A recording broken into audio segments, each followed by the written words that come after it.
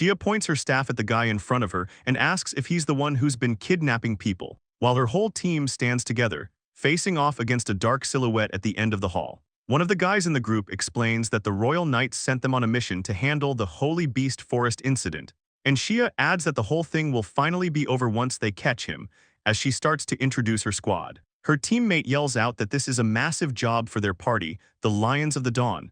But then the story jumps back to 2 months ago, showing a younger girl and a guy before things got crazy. Over a fancy dinner, some guy tells Shia that he's officially breaking off their engagement, and right then the guy shows his true colors, sitting on a couch with 4 different girls all over him. He looks at Shia and says the tradition where a hero has to marry a saint is just the worst, asking for her take on it. Shia just stands there looking miserable, thinking about how she was forced into a marriage she never wanted. The hero just keeps going, calling Shia a plain woman and saying that being with her was nothing but a huge pain. He leans back on the couch with girls all over him, bragging that since he's the hero, he can pick whoever he wants. And as Shia sits there taking the verbal abuse, he makes it clear that their relationship is officially over, which leads to him saying he doesn't need a worthless woman like her around anymore. He gets real close and says he actually doubts Shire even a real saint at all.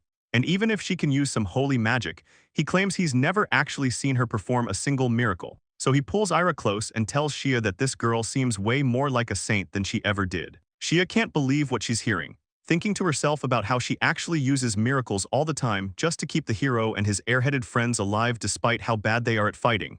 And honestly, it's a miracle they're even beating the Demon Lord's army with how dumb they act. The hero gives a fake apology about how things are going. He says he's officially breaking off the engagement because he wants to go enjoy a harem without her. He points a finger right at Shia and yells that she's fired from her job as a saint and kicked out of the party, leaving her standing there in shock while he says he'll handle the king himself. He gives her this cold look and tells her he's going to let the king know that Shia Rafina was nothing but a fake saint after all. Shia just stands there for a second, a vein popping on her head as she realizes how dumb this is, but then she just tells him she'll pack her bags and leave, waving goodbye as she heads out. The hero yells after her, telling her to never show her plain face around him again, which leads to Shia walking alone through the hall, thinking about how she was taken from an orphanage to be the saint, and she was the one who found that guy to begin with. Shia watches the hero walk away and thinks about how he actually did have a lot of talent for his job, but honestly sticking with him was a massive mistake. She looks back at the group with a deadpan stare, realizing she's finally free after a hellish year of putting up with that guy and his obsession with women. As she walks away, she decides she's finally going to do the job she's always actually wanted to do, so she heads back to her room and packs up the few things she owns. Before leaving, she grabs her travel funds straight from the hero's bag, figuring she's earned it as severance pay. She leaves the inn and hops on the fastest carriage she can find to head straight for the royal capital. The ride is quiet as she looks out the window at the passing trees, feeling a mix of nerves and excitement as she tells herself her new life is finally beginning. She stares ahead with a look of total determination for the future. Shia finally makes it to the capital and heads straight for the Adventurers Guild, looking completely focused because she knows exactly what she's here for. She thinks about how the one thing she's always wanted to do is create a guild that's actually cozy, a place that feels more like a family you can trust. She walks up to the counter where a smiling elf receptionist is waiting to help her out.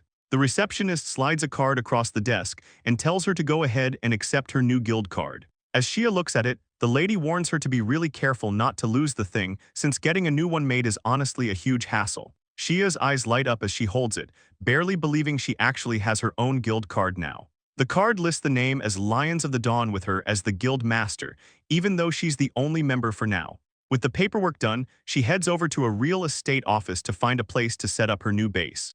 Shia sits down at the real estate office and explains that since she's short on cash, she just needs a cheap rental for now, and the clerk is totally on board, telling her she's got a specific spot that would be perfect for her situation.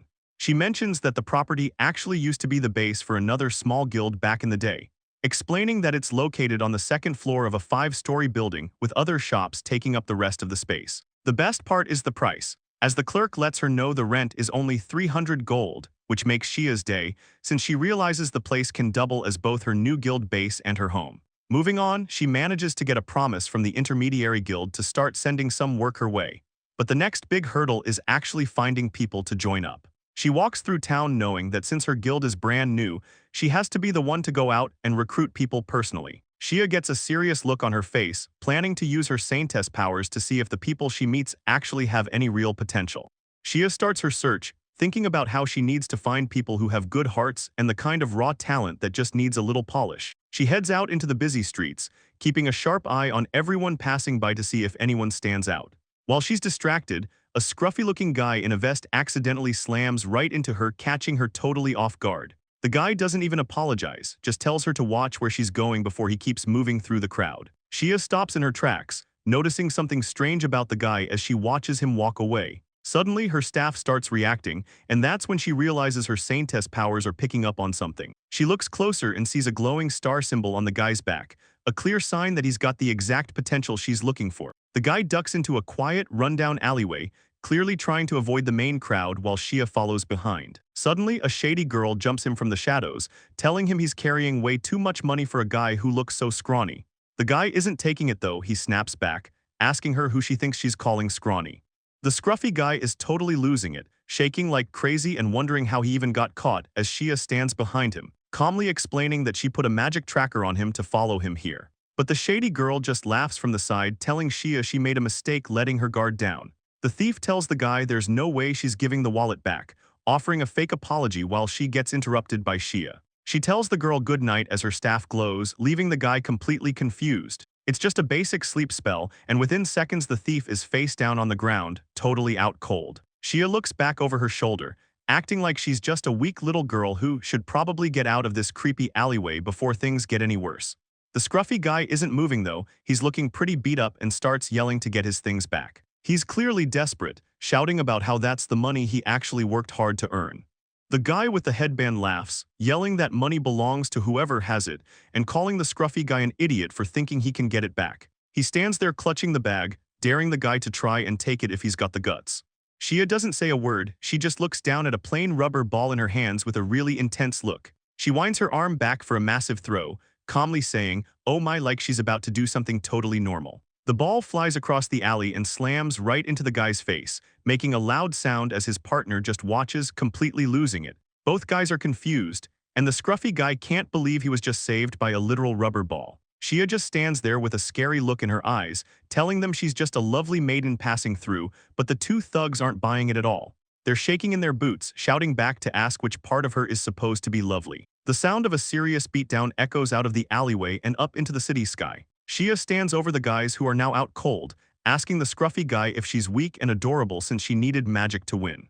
Shia hands the bag back, telling the guy to try and keep it away from weirdos next time. He takes it with shaking hands, whispering a quick thanks, but when he mentions not needing any gorillas around, Shia's vibe shifts. She tells him if he says one more word, her nice heart is going to turn into a demon's instantly, leaving the guy crying as he clutches his money. Shia just watches him, telling him it's good that he's finally being honest about how he feels. He looks at the bag with a small smile, saying that with this amount, he can at least afford to eat some bread crusts, which confuses Shia. She looks at him and asks why he wouldn't just buy something better to eat than just crusts. The scruffy guy looks down, explaining that you can't even buy a single slice of bread with just 10 gold, and Shia absolutely loses it. She yells out the amount in total shock, asking if that's really all the money he got for all that hard work. The guy just looks at her, confirming that he worked his tail off just to get those 10 gold pieces. Shia is completely floored, shouting that even the most basic day laborers get at least 100 gold for their time, leading her to demand to know what kind of shady business scammed him out of his money like that.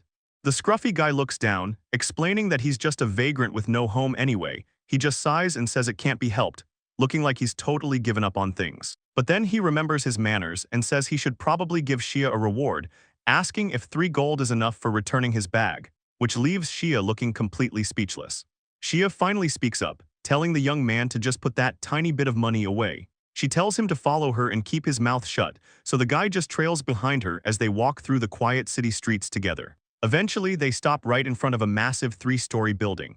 The guy looks around the place, totally confused, and asks where they even are, which leads Shia to explain that this is the home base for her guild, the Lions of the Dawn. Shia decides that the first thing they need to do is get him treated, so she uses her magic to heal him up before grabbing some ingredients to start on the next step, which is making some food while the guy watches. He just stares at the plate of hot food she puts down in front of him, as Shia explains that she made him some tarraco pasta and egg soup. She puts her hands together and happily says it's finally time to eat, but notices he isn't moving, so she asks what's wrong and if he's even hungry. The guy looks pretty tense and tells her that he definitely is hungry, but he's just not the kind of guy to eat a meal from a total stranger, which makes Shia realize she might have messed up her approach a little. Shia pouts a bit and agrees that honestly, nothing is more suspicious than getting a free handout, so she starts eating it herself to prove it isn't poisoned or part of some human trafficking plot. She jokes that he might have poison resistance so he shouldn't eat it, but he's already digging in, which leads to Shia just yelling at him to stop complaining and finish the meal. The guy takes a bite and realizes it's actually amazing, quietly admitting that the food is good. Shia watches him eat with a smile and mentions she actually made this for the hero once, too, but that guy just called it cheap crap and threw it in the trash right in front of her. Even though it's a sad memory, seeing someone enjoy her cooking makes her feel so happy, so she finally introduces herself as Shia, and the guy tells her his name is Luke. Luke explains he doesn't have a family name because he's just a street urchin. Shia sips her tea and thinks to herself that Luke doesn't seem like a bad guy, so she decides to use her holy maiden power to check out his hidden talents. A status window pops up showing Luke has insane potential. His sword skills can go from F all the way to S, and seeing those crazy numbers makes Shia completely lose it and spray her tea everywhere. She's internally screaming about his unbelievable talent for effort while Luke just asks if she's doing alright. The screen shows even more growth for his magic and bow skills, but the real kicker is his personality is a perfect S rank, which is the most impressive thing on the whole list. Shia is still coughing from the spit take when Luke suddenly asks if she wants him to work there, since he's pretty sure this place is supposed to be an adventurer's guild, right? He looks her over and asks if she's a cleric, even though she doesn't really look the part. Shia admits that she wouldn't exactly call herself a cleric, so Luke naturally asks why she's even trying to recruit him. He reminds her that he's just a homeless guy with no education or any kind of official record to his name. Shia gets a bit nervous, thinking he'd never believe her if she told him she's a saint who can see his true potential. But she knows that isn't the only reason she wants him around. She tells him that she doesn't think just anyone could have done what he did, which leaves Luke totally confused. She brings up how he wanted to repay her for saving him and asks him if he remembers that, making him listen as she mentions how he gave her money from a wallet that was already almost empty. It was money for his own meals, and she points out that giving that up usually means starving or worse. So even if it was a little reckless, she tells him she thought it was a really amazing thing to do.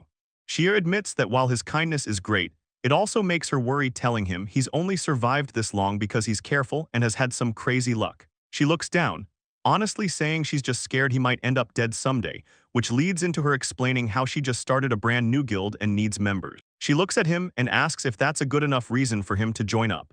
Luke gets confused and points out that most guilds usually have strict rules for joining, mentioning how he's heard you need to be rich or have some insane combat stats. Shia doesn't back down and confirms that her guild definitely has a requirement, so Luke starts to freak out, telling her he's got zero cash and no special abilities at all. Shia just smiles at him, saying her guild only has one real requirement to get in.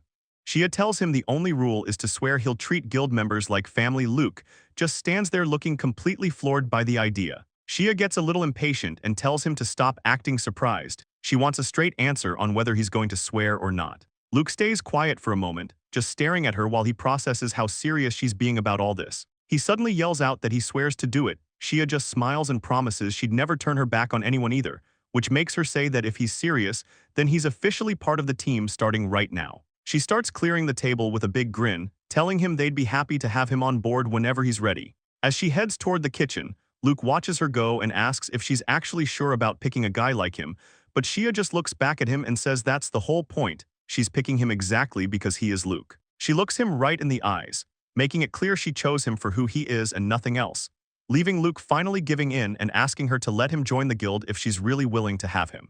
The sun comes up over the city buildings, marking the start of a brand new day. Shia gets breakfast ready and greets Luke with a warm good morning as she puts the food out. Luke just stands in the doorway looking totally frozen, so Shia looks back and asks him what's wrong. He starts getting all choked up, saying how crazy it feels to wake up to good smells, and a friendly greeting. Tears start hitting his eyes as he tells her the whole experience is just amazing. Shia realizes she has to provide for two people now, watching him finally sit down to eat.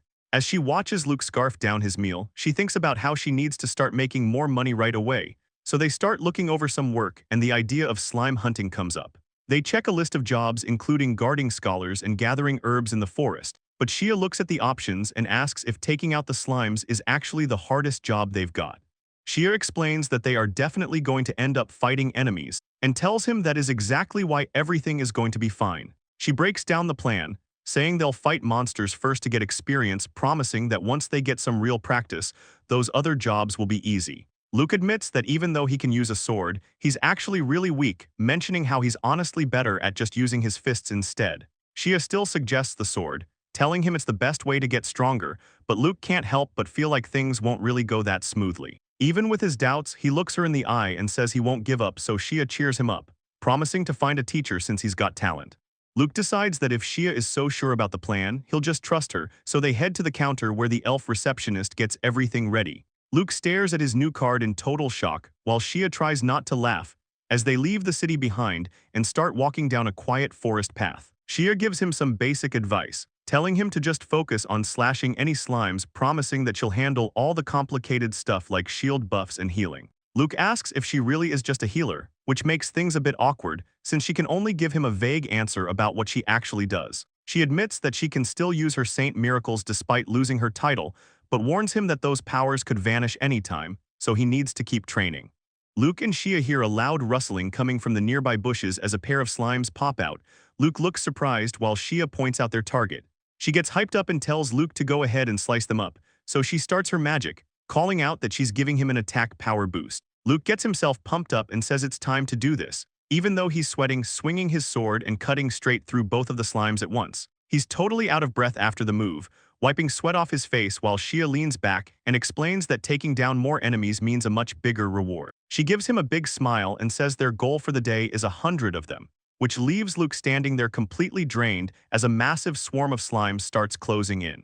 Luke is losing it, calling Shia a total demon while he hacks away at the slimes. 4 hours go by and the guy is face down in the dirt, saying he's pretty much dead. Shia tells him he isn't going anywhere as long as she's there, then uses her staff to cast a heal spell that wraps right around him. Luke is shocked and asks if the magic actually fixed his stamina too, and Shia just thinks to herself that it makes sense since it's the power of a saint. She looks at the pile of monsters and says they hit 60 instead of 100, which makes Luke start swinging his sword like a maniac, saying he finally gets how it works. Shia sees his eyes are going hollow from all the killing, so she decides it's time to go, ending the training session with a cute wink and a peace sign.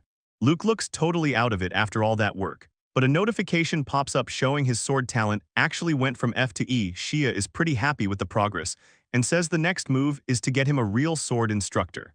Luke just stands there in the back, looking like he's about to collapse while she keeps explaining how the whole cycle works, telling him they'll just keep practicing to raise his level even more. Later on, they head into town where a guy sees them and calls out to Shia, asking her how everything has been going lately. They walk up to the counter to talk to him, and Shia gives him a friendly greeting, calling him Mr. Geo. Turns out this guy is from the Soaring Pegasus Mediation Guild, and he's been helping her out with things, so Shia introduces her new friend to him, letting him know the kid's name is Luke. She doesn't stop there though, she proudly tells Geo that Luke is officially the very first member of her new guild. Moving on to business, she explains they're actually there to report that they finished culling all those slimes. Geo gives her a warm smile, telling her it sounds like she really found a good person to join her journey.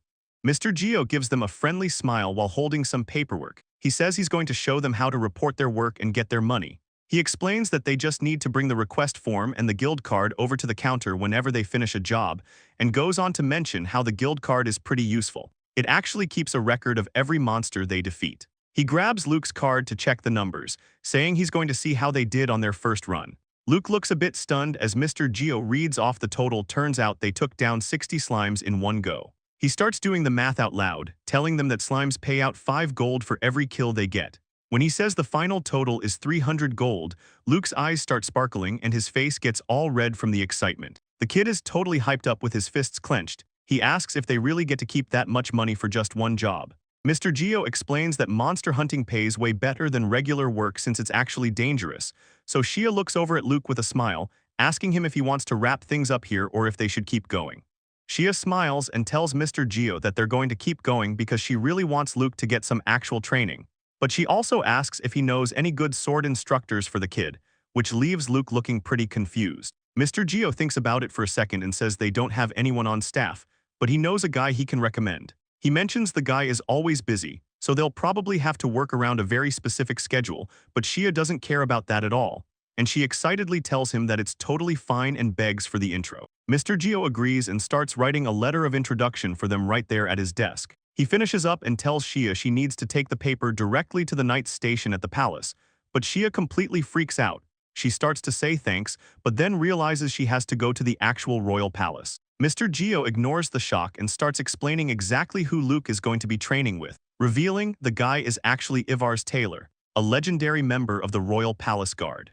Mr. Geo finishes his explanation by mentioning the guy is also known as the Black Hawk Knight, which makes Luke start sweating, asking if this guy isn't a little too famous for him, while Shia wonders if he's really that big of a deal. Mr. Geo brings up the legend about him taking down 10,000 soldiers all by himself, and Luke just stands there completely losing it, barely able to process the idea of one guy fighting that many people. Shia starts thinking back to how this instructor used to train the hero, but he was so intense that the hero actually ran away from the lessons. Even though he had that reputation, she remembers him being a pretty nice and easygoing guy back then. Still, looking at the kid, she can't help but wonder if he's actually going to be okay. But Luke gets this really serious look and tells her he definitely wants to meet the guy. Shia asks if he's for real, and he says a legendary knight like that could definitely show him how to find a great master. He's decided that if he's going to do this, he's going all in so he can get strong enough to actually help the guild. Shia looks at the kid and gets all emotional, saying that's exactly what she'd expect from someone who works as hard as he does. Luke is totally hyped now and says they should definitely go through with getting introduced to that legendary master. But then he looks back and suggests they should probably just head home and get some sleep for now. As they get back, they both stop in their tracks, spotting something weird right outside their place. Shia notices there's a person just sitting on the ground right in front of the guild house door, and as they get closer, a young girl looks up at them with these really big, nervous eyes. She sounds pretty unsure of herself when she asks if this place is actually the guild. The girl introduces herself as Lena, looking a little bit flustered as she talks to them, fidgeting with her bag, while she explains she's looking for the guild's help to find someone. She mentions she doesn't have any actual money for a reward, so she starts reaching into her bag to show them what she has instead. Lena holds out a handful of candy and snacks, saying she wants to use them as payment, and since she thinks it's not enough, she keeps piling more and more sweets into Shia's arms. Shia is caught off guard by the candy and tries to get the girl's attention, calling her Lena, but the girl starts tearing up, begging them to help find someone. Shia feels a total pang of guilt, so she says she'll help, but then she asks the kid if she really came out here all alone. Luke steps up behind them and asks where her mom and dad are, since she's just a kid and she holds up a sketchbook, admitting she doesn't know anything about her father at all. She shows them a really simple drawing of a person and tells them that it's her mother. Luke looks at her, trying to confirm if her mom is actually the person she's looking for, and the girl looks down sadly, explaining that her mom has gone missing. Luke rubs the back of his head and admits that they've landed in a pretty rough spot, and he points out that a missing person case like this is usually something for the knights, not a guild. As soon as he says that, Lena's eyes go wide and she starts sweating like she's panicking, yelling out that no knights are allowed to be part of this. Shia and Luke look totally shocked, but the girl just grips her dress tight and says if the knights find her mom, they're going to kill her. She tells them that's the big reason why they can't mention any of this to the authorities, and then she explains how she tried asking other guilds for help, but they all said candy wasn't enough. She looks down at the floor, sounding completely desperate as she says this guild is her last resort, leaving Shia and Luke completely speechless by the heavy stuff this little kid is dealing with. Lena drops to her knees and bows her head all the way to the floor, begging them for their help. Luke quickly tries to get Lena to stand up, telling her she's getting her clothes all dirty, and Shia looks totally flustered, asking where a little kid even learns to bow like that. Lena just keeps crying, desperately begging the two of them to find her mother, and she promises she'll pay them back for everything once she's successful and working in the Flower City. Luke looks at Shia and says he just can't leave her like this. She agrees, saying she knows. Shia pulls the girl into a warm hug and tells her to look up for a second, and then she promises that the Lions of the Dawn will definitely accept her request. Lena looks up with tears still streaming down her face, asking if they're really sure about this. The sound of Shia's voice carries outside as she tells the girl to leave it all to them, before she finally suggests they all head inside the building so they can get some rest.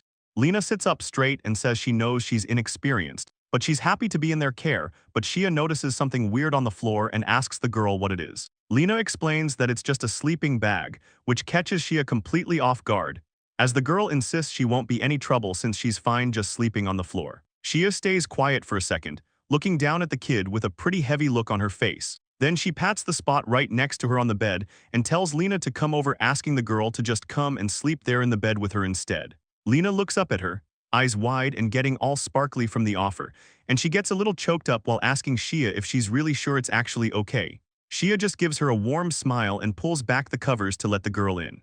Shia gets settled into bed with the little girl and says it's time to get some sleep. So she mentions that tomorrow is going to be a busy day since she has to find her mother and stop by the palace. Lena looks up at her and asks about the royal palace, sounding pretty surprised by the whole thing. So Shia explains that she just has some business to take care of with the knights over there. Seeing the kid look a bit worried, Shia quickly promises she'll keep Lena's presence a secret so she doesn't have to worry.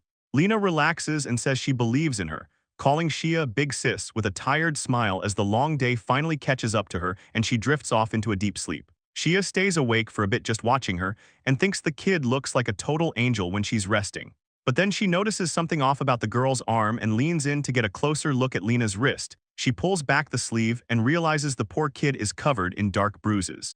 Shia looks down at the girl's arms and can't believe how many marks there are, realizing the way Lena has been acting makes a lot more sense now. Seeing all those bruises everywhere makes Shia's expression go dark, and she decides right then that she's going to have a very serious talk with the kid's mother. The next morning, a horse carriage rolls through the cobblestone streets as Lena looks out at the city, totally losing it because she thinks the whole thing is amazing. She points at the carriage and calls it a horse box, so Luke asks if this is her first time riding in one, and she happily tells him it is. The carriage eventually pulls up to the massive gates of the royal palace, but the huge building starts to freak Lena out, so Shia leans in to tell her everything will be okay. Inside the royal palace, the long hallways are quiet and completely empty as Vice Commander Ivar stands there and tells Shia it's been a while, so Shia greets him back from the couch where the whole group is sitting together. She makes sure to mention right away that she isn't a saintess anymore, and Ivar closes his eyes, admitting the king already told him a bit about the situation. Shia gives off a really creepy smile while saying she has a ton of things to discuss, making Luke look pretty worried. They sit down for some tea and snacks while they start catching up on everything. As they talk, Ivar gets more and more heated until he just snaps about the hero, gritting his teeth and telling the guy to go to hell because he's so fed up. Shia just calmly sips her tea and agrees that the hero is a total disappointment, leaving Luke sitting there in shock. The news hits the room hard as Lena asks if Shia is really the saint, but Shia just takes a sip of tea and casually mentions she's actually a former one, leaving the little girl looking completely floored. Luke is just as stunned, explaining that the saint never actually showed up for the hero's big debut ceremony, so people just assumed she was some super modest person who stayed out of the spotlight. Lena looks a bit annoyed by the rumors and asks what that's even supposed to mean, while Luke sits there trying to process how the legendary saint is sitting right in front of him. She reveals that she was actually at that ceremony too, but her job was just scattering flower petals in the background while the hero soaked up all the attention. And looking back at the memory of the hero acting all flashy on the balcony, she admits it's a part of her past she'd honestly rather just forget. Ivar rubs his forehead in total stress, admitting that even though the hero is a disappointing piece of trash, the guy's actual talent with a blade is the real deal. He explains that as things are now, they can't even force the guy to quit being the hero, unless a stronger warrior comes along and breaks that holy sword of his. Shia gets a confident look on her face and tells Ivar she might actually be able to solve that specific problem for him. So she starts explaining her plan while Luke just sits there with a question mark over his head, totally confused about where this is going until she drops a massive claim, telling them that in her estimation, Luke is going to grow up to be an S-rank swordsman. Ivar is completely blown away by Shia's claim, looking like he can't believe what he just heard as he stammers in confusion, while Shia calmly explains that there's a real possibility the holy sword might actually choose Luke. She points out that since nobody really knows how the sword picks a hero, she can't be 100% sure, but she knows the chance is definitely there. Luke looks a bit overwhelmed by the whole idea, wondering what any of this has to do with him since he thought they only came here to pitch his potential to Vice Captain Ivar in the first place. He reminds her that the training can't even get off the ground until they get Ivar to set him up with a teacher. As he speaks, Luke clenches his hand over his chest, thinking about how he owes Shia more than he can say for taking in a stray like him and giving him a place where he finally feels like he belongs. He gets this look of total fire in his eyes, declaring that it doesn't even matter if he has some legendary power or not because he's determined to get stronger no matter what, just so he can be useful to the guild he now considers his family.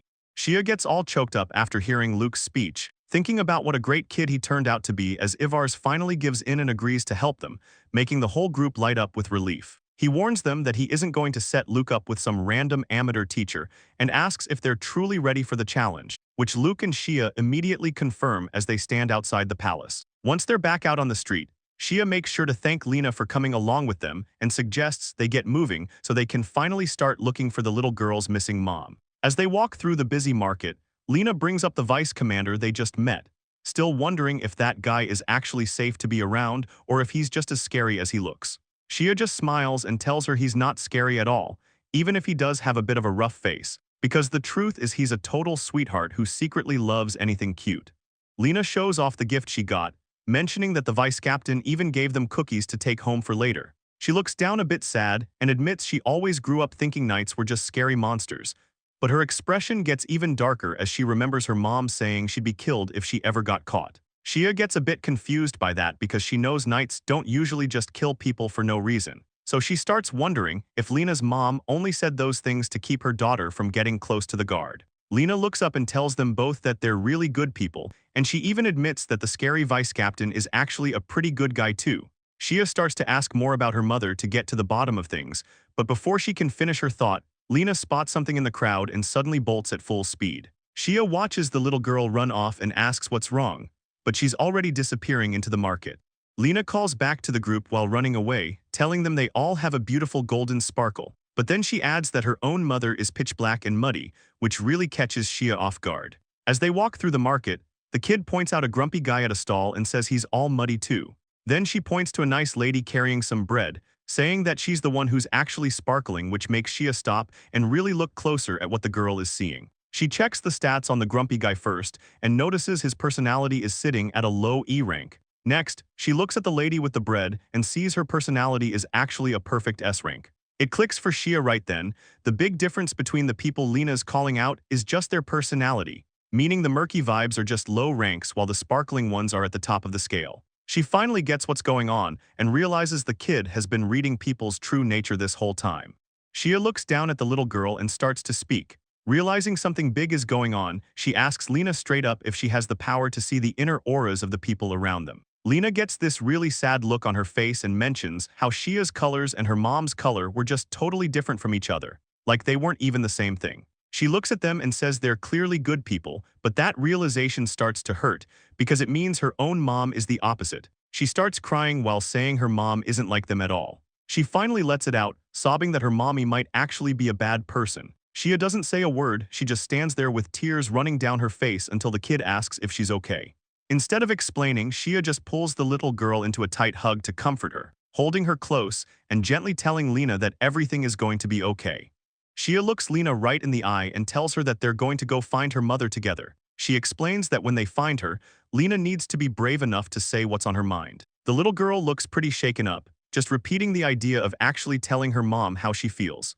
Luke leans in with a kind smile to help out, promising Lena that the two of them have her back, and Shia backs him up, joking that she'll even give the woman a piece of her mind if she has to. Lena wipes her eyes and thanks them, but she knows this is ultimately her own problem to solve. As they start walking, Lena makes a promise to herself to do her best to talk to her mother, even saying she'll warn her that if she keeps doing bad things, they're going straight to the knights. While they walk, Ivar and his squad of knights move through the streets looking completely serious. Eventually, the group stops in front of an inn with an owl sign where Lena has been staying.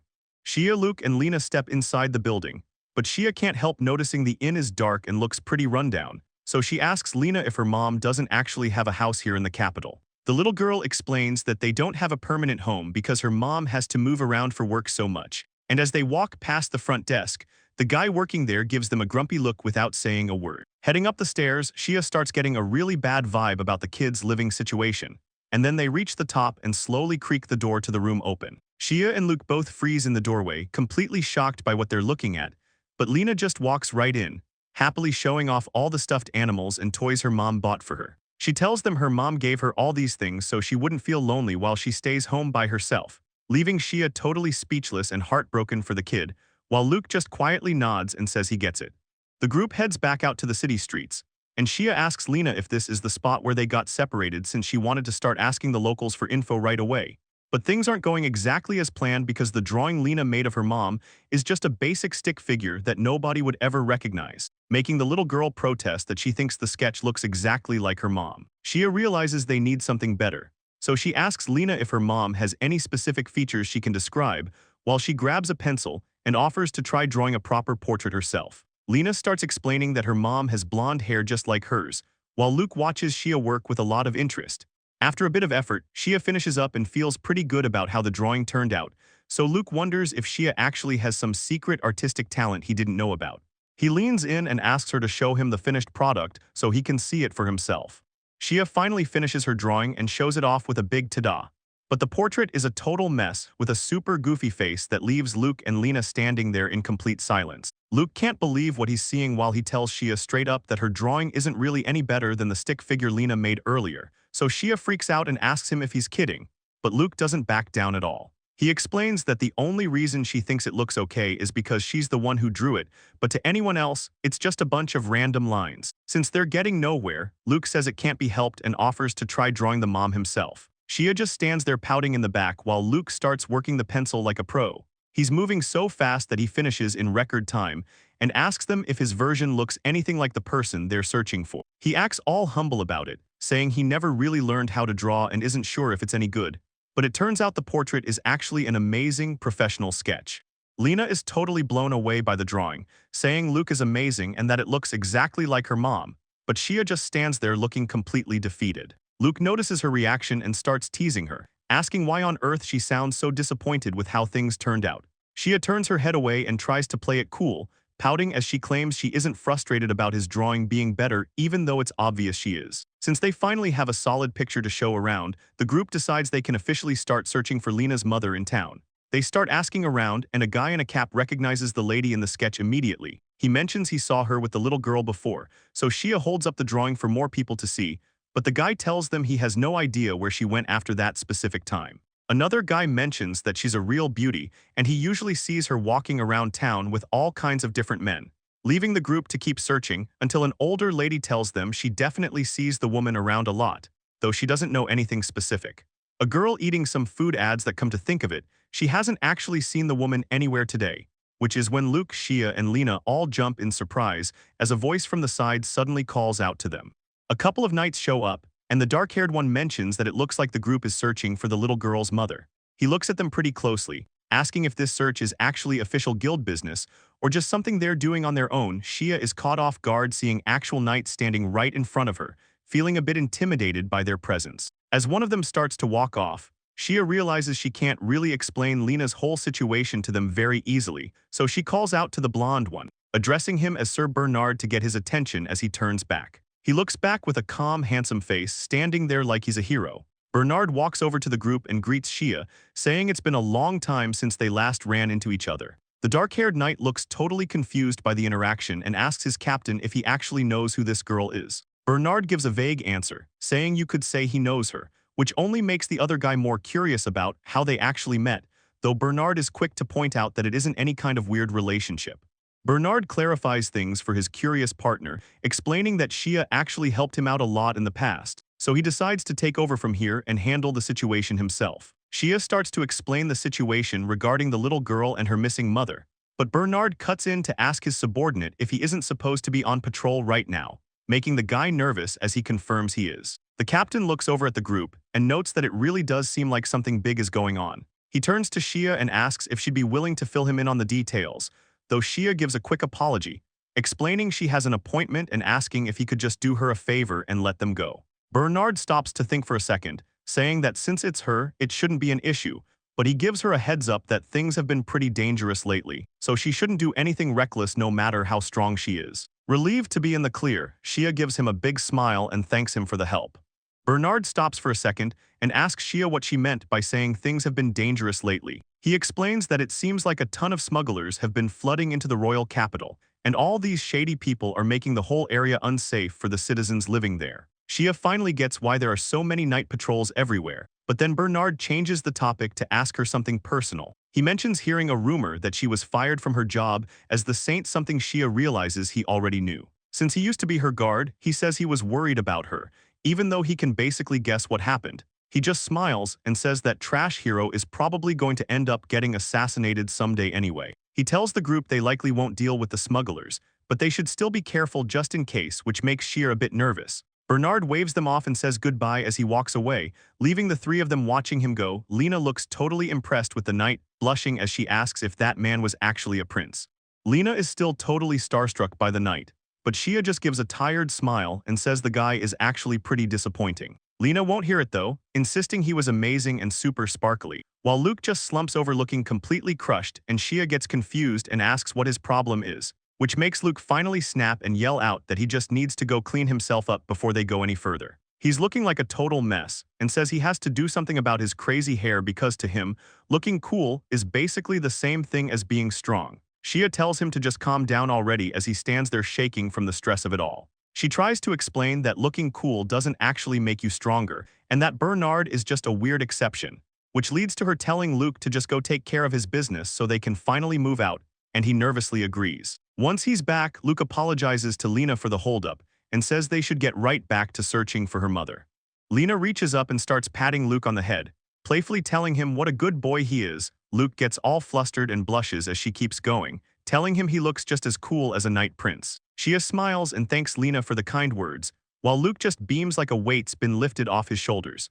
The three of them head out into the crowded streets, moving through the market with the sketch of Lena's mom. Shia starts showing the drawing to everyone they pass, asking a local man if he's seen the woman before. They split their focus and ask around at different stalls, with Luke and Shia both trying to get any kind of lead. As they keep walking past the festival decorations, Shia starts to feel like something about the whole situation is strange. Lena grips Shia's hand tightly, admitting that even though she's still really worried about being without her mom, she's actually just really happy to be with them right now, her eyes tearing up even though she's smiling. Shia looks down at the little girl and tells her it's not weird at all to feel that way while they keep moving.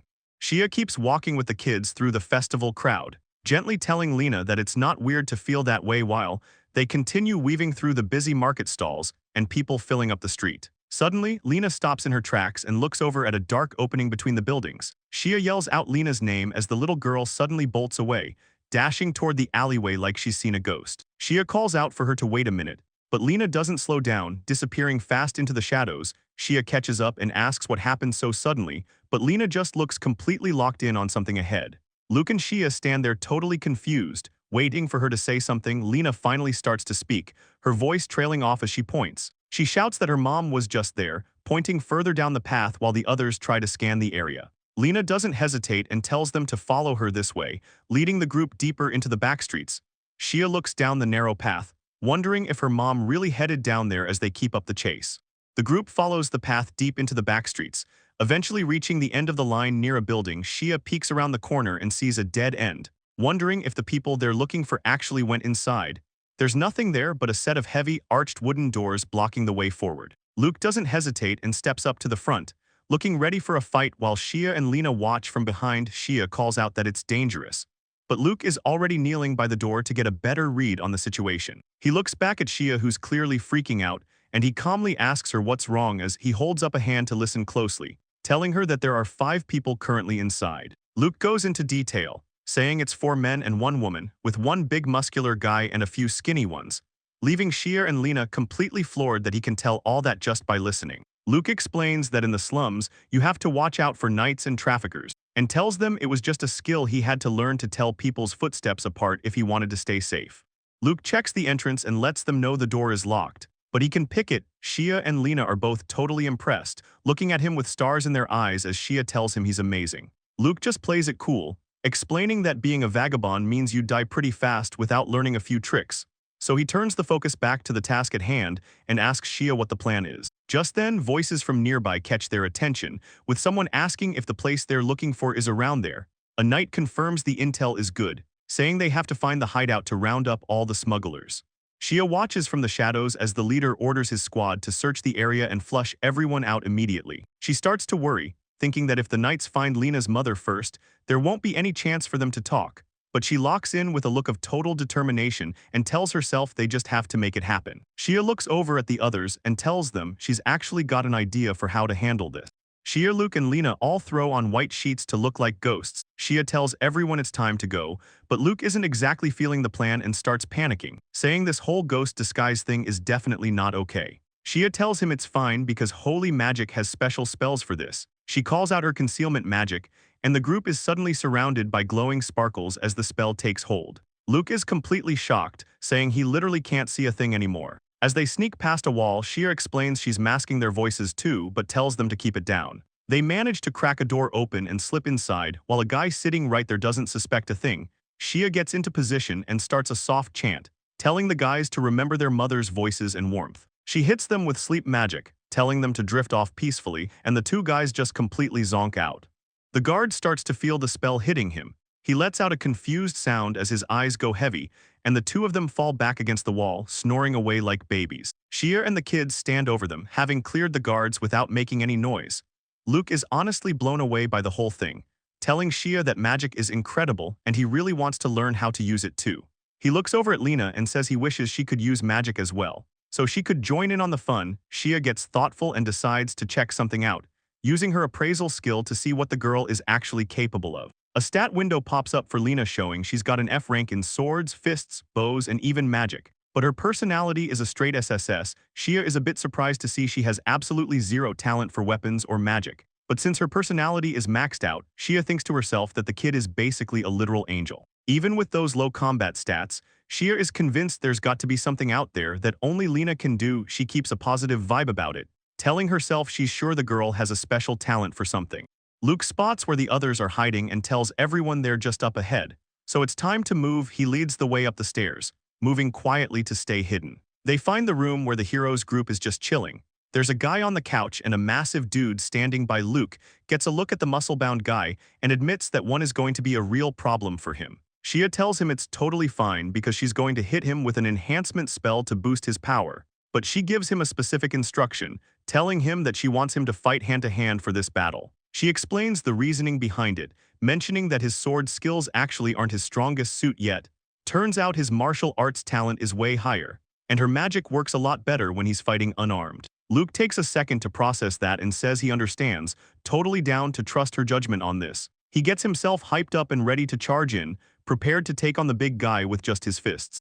Luke charges forward with everything he's got, yelling that he's going in as Shia watches from behind. The guys in the room are caught completely off guard, looking totally shocked as the kid rushes them. Shia starts layering her magic on him, hitting him with an attack boost and a defense boost, and then tops it off with a speed boost that sends him flying toward the big guy. Luke lets out a yell and connects with a massive punch right to the muscle-bound guy's face, before turning his momentum on the other guy and sending him crashing backward. Both of them are laid out on the floor, and Luke just stands there looking at his hands. He's stunned by how much power he has, while Shia celebrates, saying she actually did it. She doesn't give them a chance to recover, calling out a magic chain spell to pin them down, leaving the two of them tied up back to back and gagged so they can't make a sound.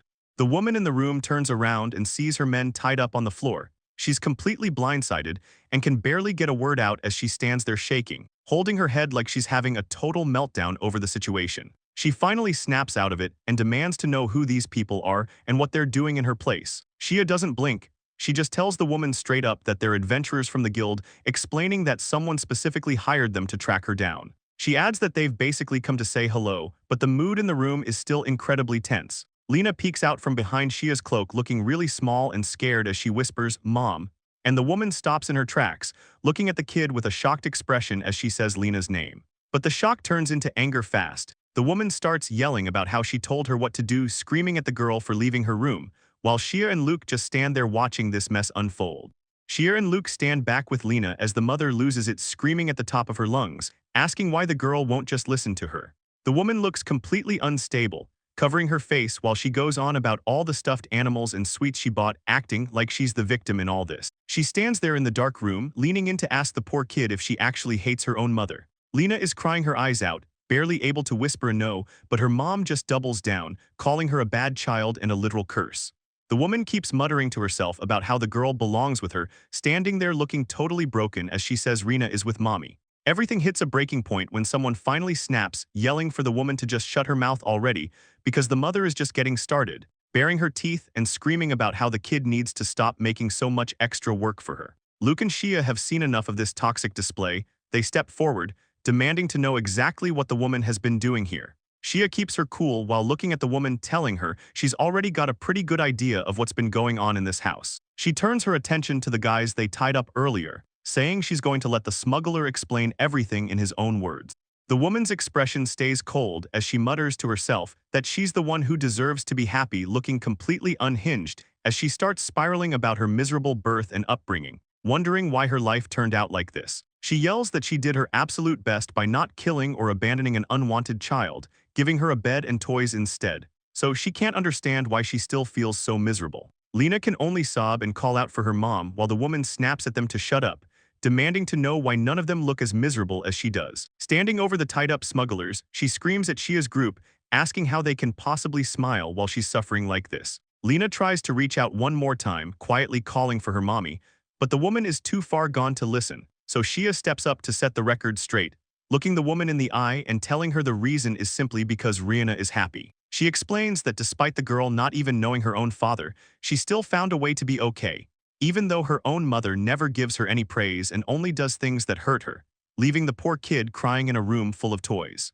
Shia pulls the girl close, looking down at her and saying that even after everything, Rihanna looks up with tears streaming down her face, telling Shia that she still loves her mom. The mother just stands there, completely silent as she stares back at the little girl. Suddenly, guards outside start yelling to wait and order a charge upstairs, and Luke looks up at Shia, shouting that the knights are finally breaking into the building right now. Shia panics and tells Rihanna she's sorry but they're out of time and have to run, but the kid stands her ground, shocking Shia by saying she's staying right there with her mommy. She tells her mom that if she did something bad, they'll go and apologize for it together, since she refuses to leave her mother all alone, leaving Luke and Shia totally stunned while Rihanna looks her mother in the eye and repeats that she's not going anywhere.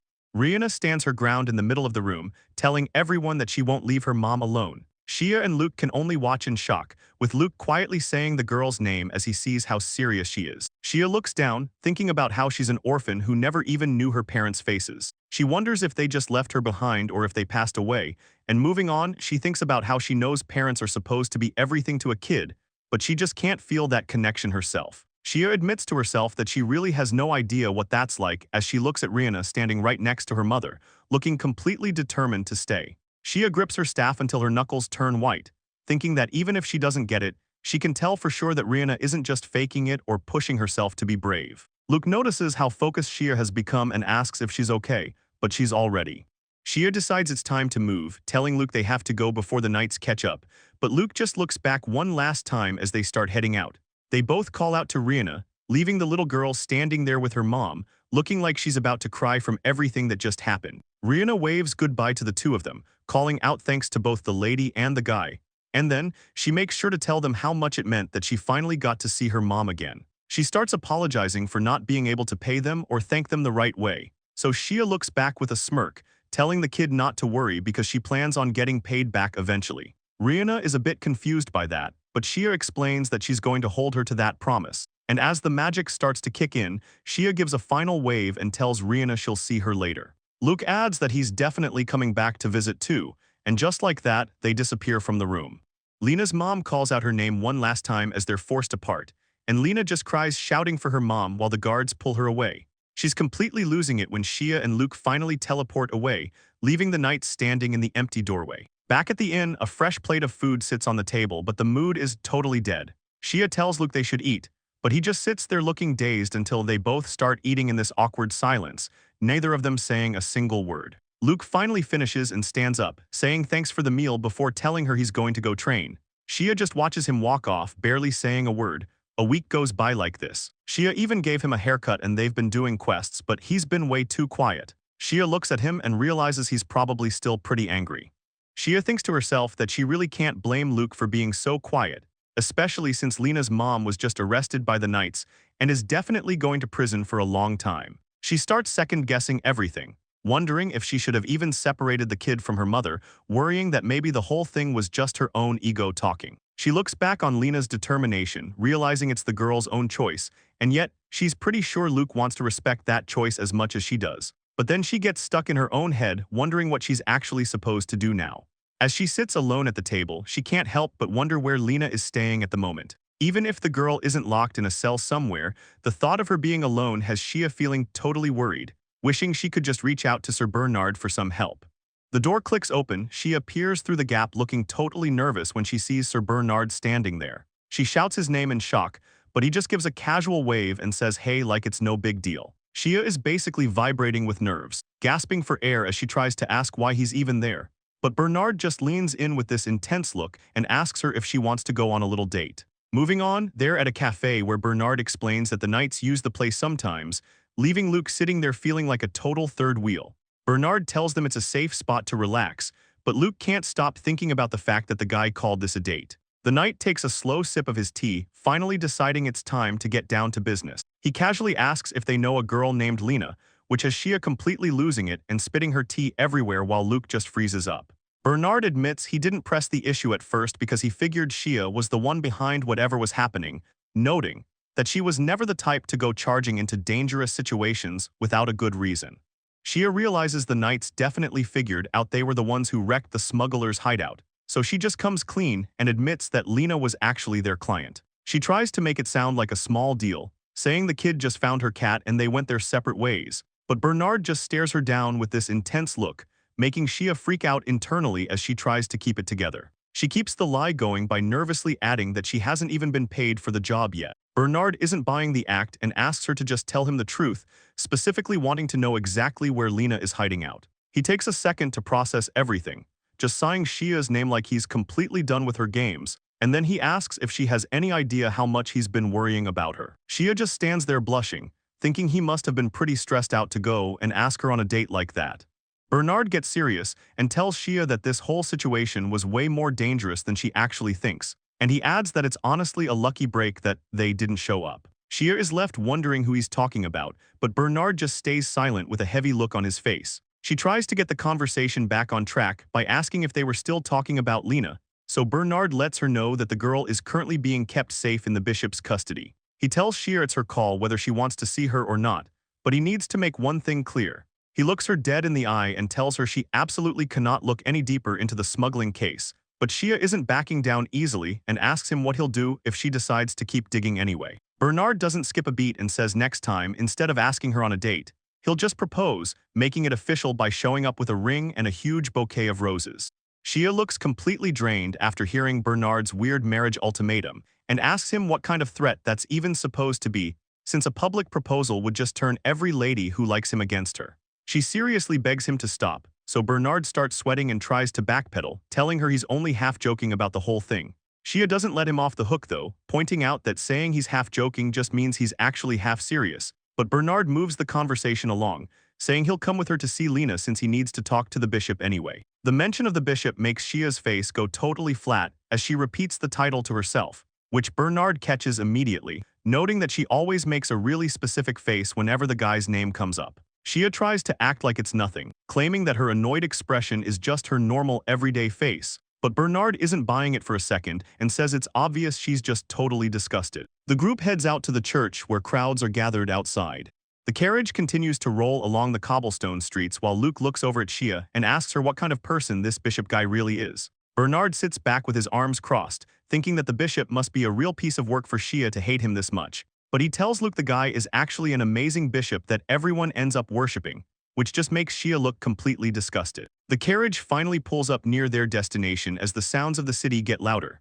Once they step out, Bernard points out a massive crowd gathered right in front of the cathedral, so he stops a local girl to ask if something happened, making her blush immediately. She tells them that some guy named Jen is having a huge showdown with the bishop right now because the food rations are total garbage. Shia and Bernard both look completely caught off guard by the news, while nearby, Jen is already losing his mind and screaming at the bishop for being a total letdown. Jen points his finger right at the bishop's face and yells that he's officially done with the status quo. Today is the day he gets better food and everything else he's owed. The bishop doesn't even look bothered, just crossing his arms and asking what kind of nonsense this old man is talking about now. He gets right in Jen's face and tells him that free food is the best kind of food, so he should just be a good little boy and finish his porridge. The crowd starts getting hyped, especially an old lady in the front who starts cheering for Jen to go get him. All the older women are totally swooning over the guy, calling him the shining star of the senior community, while a couple of rough-looking guys in the back start screaming for their boss to send the bishop flying with one solid kick. Bernard watches the whole thing from the sidelines, feeling completely confused about why this crowd is just old ladies and guys who look like total bandits, but Luke thinks they look more like pirates, while Shia just stands there looking like she wants to be literally anywhere else. Just then, the guys in the back reveal that Jen is actually the former vice-captain of the Royal Knights as he draws his sword, and with the ladies still cheering him on, he announces his full name is Genzahark Lyrios and steps up to be the bishop's opponent. The crowd keeps yelling, and someone shouts for the bishop to stop hiding and say his name too, while Bernard just stands there looking completely lost. Bernard starts looking around and asks where the bishop even is, while Luke and Shia just stand next to him looking like they've seen enough for one day. The bishop turns his back to the crowd and sighs, saying how much of a pain this whole thing is as Jen stands there waiting for the fight to start. The bishop starts this big intro about being a scary pirate who used to wreck the seas, but he trips over his words and admits he messed the line up. He tries again, introducing himself as Bishop Levios, gardener of the Holy Church and a servant of the goddess of whatever, sounding like he barely cares. Bernard is actually horrified by the name, while Luke and Shia just look at the guy with zero belief in anything he's saying. Despite the weird intro, the bishop gets into a stance and tells Jen they should just have a fair fight. Jen swings his sword hard, but the bishop just blocks the hit with his wooden staff like it's nothing. The bishop tells Jen he's actually living up to his old reputation for being a reckless hero as the crowd watches the two of them trade blows. Jen's expression gets serious, and he tells the bishop that even with all that history, he isn't planning on losing today. Jen and the bishop clash with everything they've got, creating a massive flash of light as the crowd just stands there completely stunned, unable to look away for even a second. The two fighters finally back off and create some space while the dust settles around them, and suddenly a guy from the audience raises his hand and yells that the match is a draw. Jen looks pretty bummed out about it, muttering that another draw is frustrating before telling the ladies in the crowd to forgive him, but they don't care at all and start cheering about how cool he is. The bishop just relaxes and fixes his clothes, saying he'll keep the quality and quantity of everything in mind, while telling Jen that his achievements are actually a huge source of energy for everyone watching him. He goes on to say that Jen has been an admirable guy since the very beginning, but then, the bishop looks over and notices the hero's party has arrived, so he suggests they should probably finish up.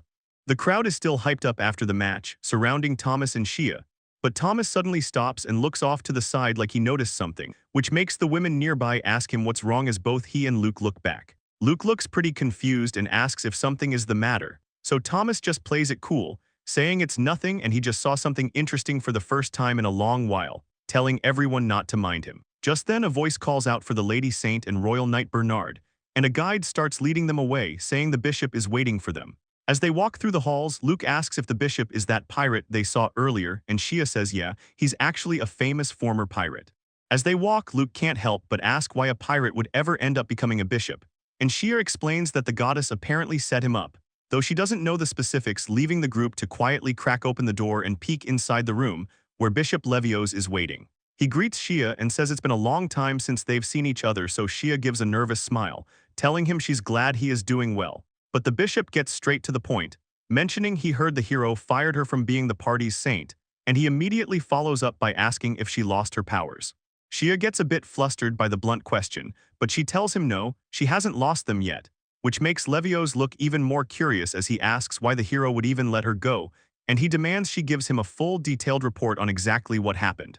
Shia finishes telling her story over some tea, laying out everything that went down, and Levios just sighs, mentioning he's never really seen a hero who everyone hates this much. He starts breaking down how things work, explaining that the Holy Sword is the one picking heroes, not the goddess, which is a problem, because while the goddess knows the truth, the sword is basically blind to it. Shia looks down, adding that the blade only cares about stuff like stats and specific feelings, so it completely ignores what kind of person the wielder actually is. Levios leans in and asks Shia what her plan is, offering to force the hero to take her back as a saint by throwing a formal petition in his face. He reminds her that saints work for the church, meaning the hero's status doesn't mean a thing, and if that holy sword ever breaks, the guy is done being a hero anyway.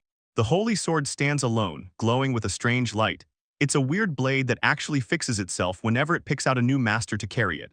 Levios looks her in the eye and explains that since the sword works that way, they can basically just pick a brand new hero whenever they want. He seems ready to move, asking Shia if they should just get this whole process over with as fast as possible so they can deal with the fallout later. Shia looks away, saying there's no point because the current hero is just going to wreck his own life anyway. She tells him her real focus is on the future. She's already set a goal to build her own guild and make it the strongest one around. Levios remembers her dream, mentioning how she always wanted a guild that felt like a warm family, but he's still sitting there at his desk looking skeptical. He reminds her that he told her to wait until she was officially done with her saint duties before running off to do her own thing. Shia just laughs it off, telling him that her time as a saint is basically over at this point. Levios doesn't buy it for a second and tells her straight up that she's still very much a saint, which is true for as long as she still has her powers, assuming she hasn't gone and lost them somehow. The king is apparently so thrilled to have a hero in the country that he's just letting the guy do whatever he wants. But there's a catch because Shia points out that unlike the hero, a saintess can't just be replaced. She catches herself for a second, then starts to explain her logic. Levio's just waits for her to go on, curious about what she's actually thinking. Shia admits that she might still technically be the saintess, and if that's the case, she's got another major goal she's working toward. She explains that by making her guild as strong as possible, she plans to gather enough power to take out the demon lord herself, and she wants to get it done as fast as she can.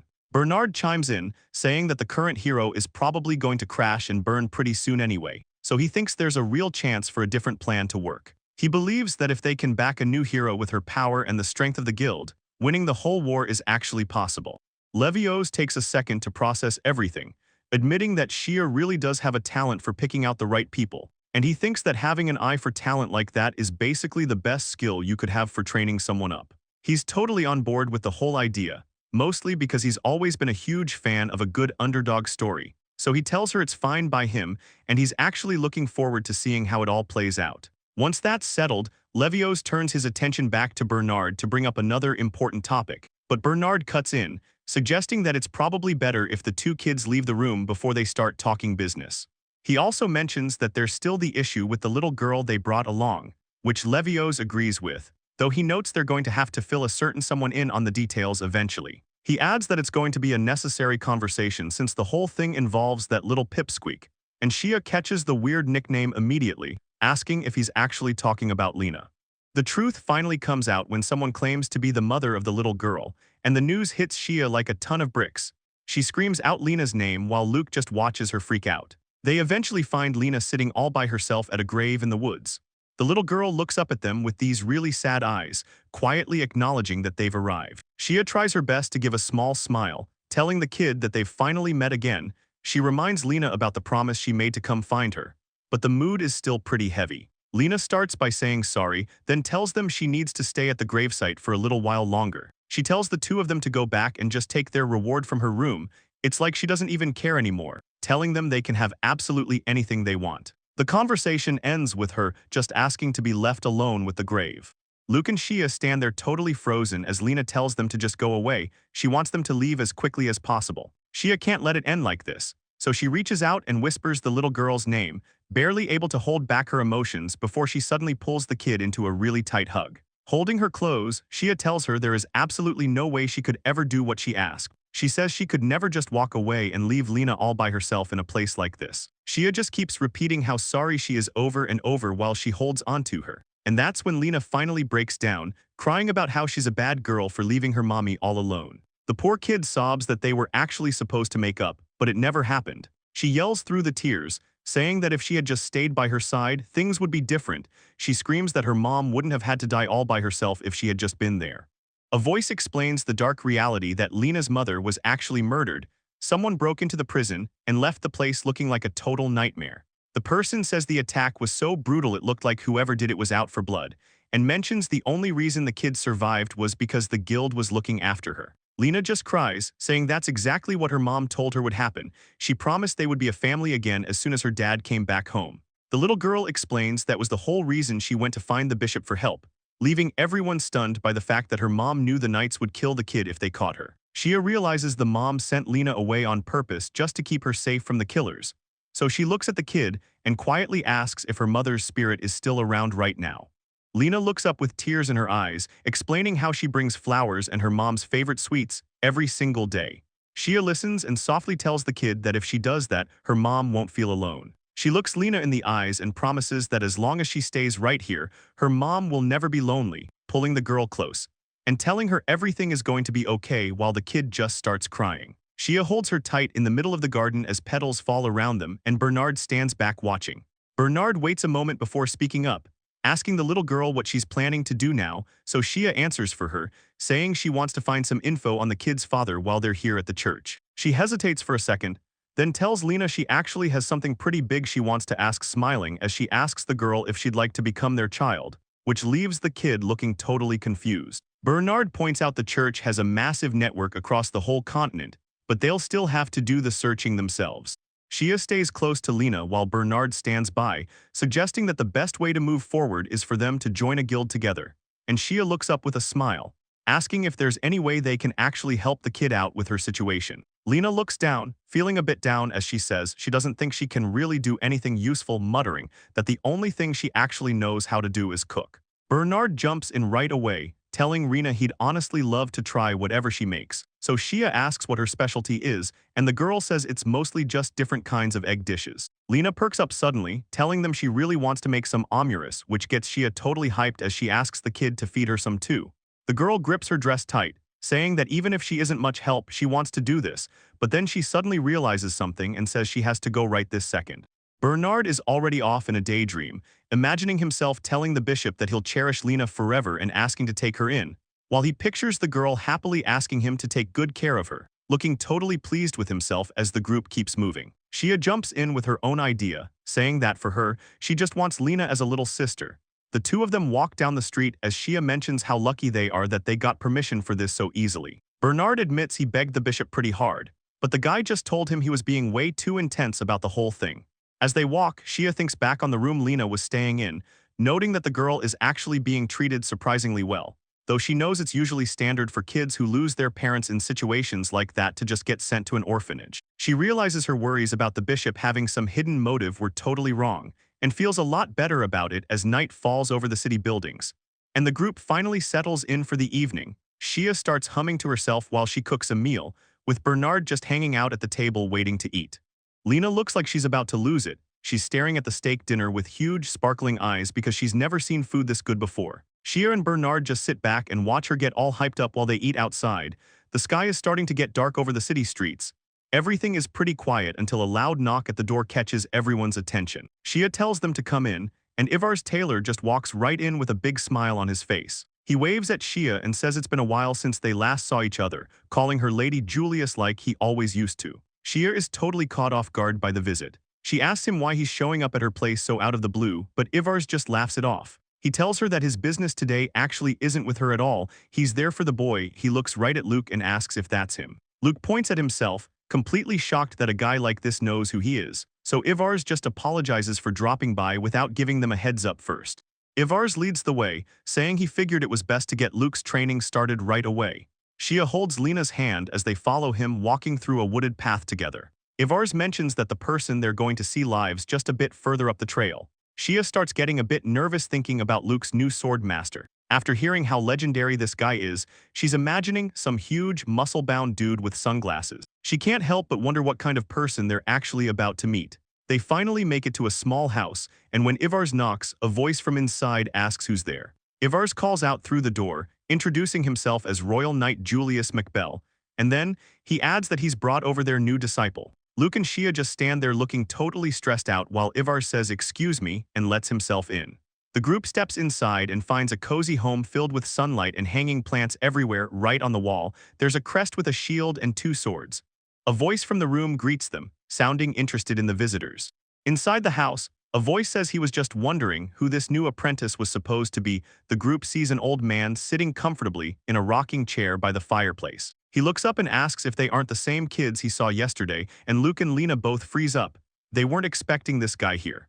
The old man just smiles warmly at them while stroking his long white beard. He says he's actually glad to see them again, even calling the kids golden eggs with a look of pure satisfaction on his face. Ivars looks back and forth between everyone, totally confused. He asks if they all already know each other, so the old man explains that they met briefly at that shitty bishop's place the day before. He doesn't seem to have a high opinion of the church, but he immediately softens up when he looks at Lena. He calls her a cute kid and offers her a sweet bun. Shia can't believe it. She realizes this old man from the street is actually the legendary sword master Ivars was talking about.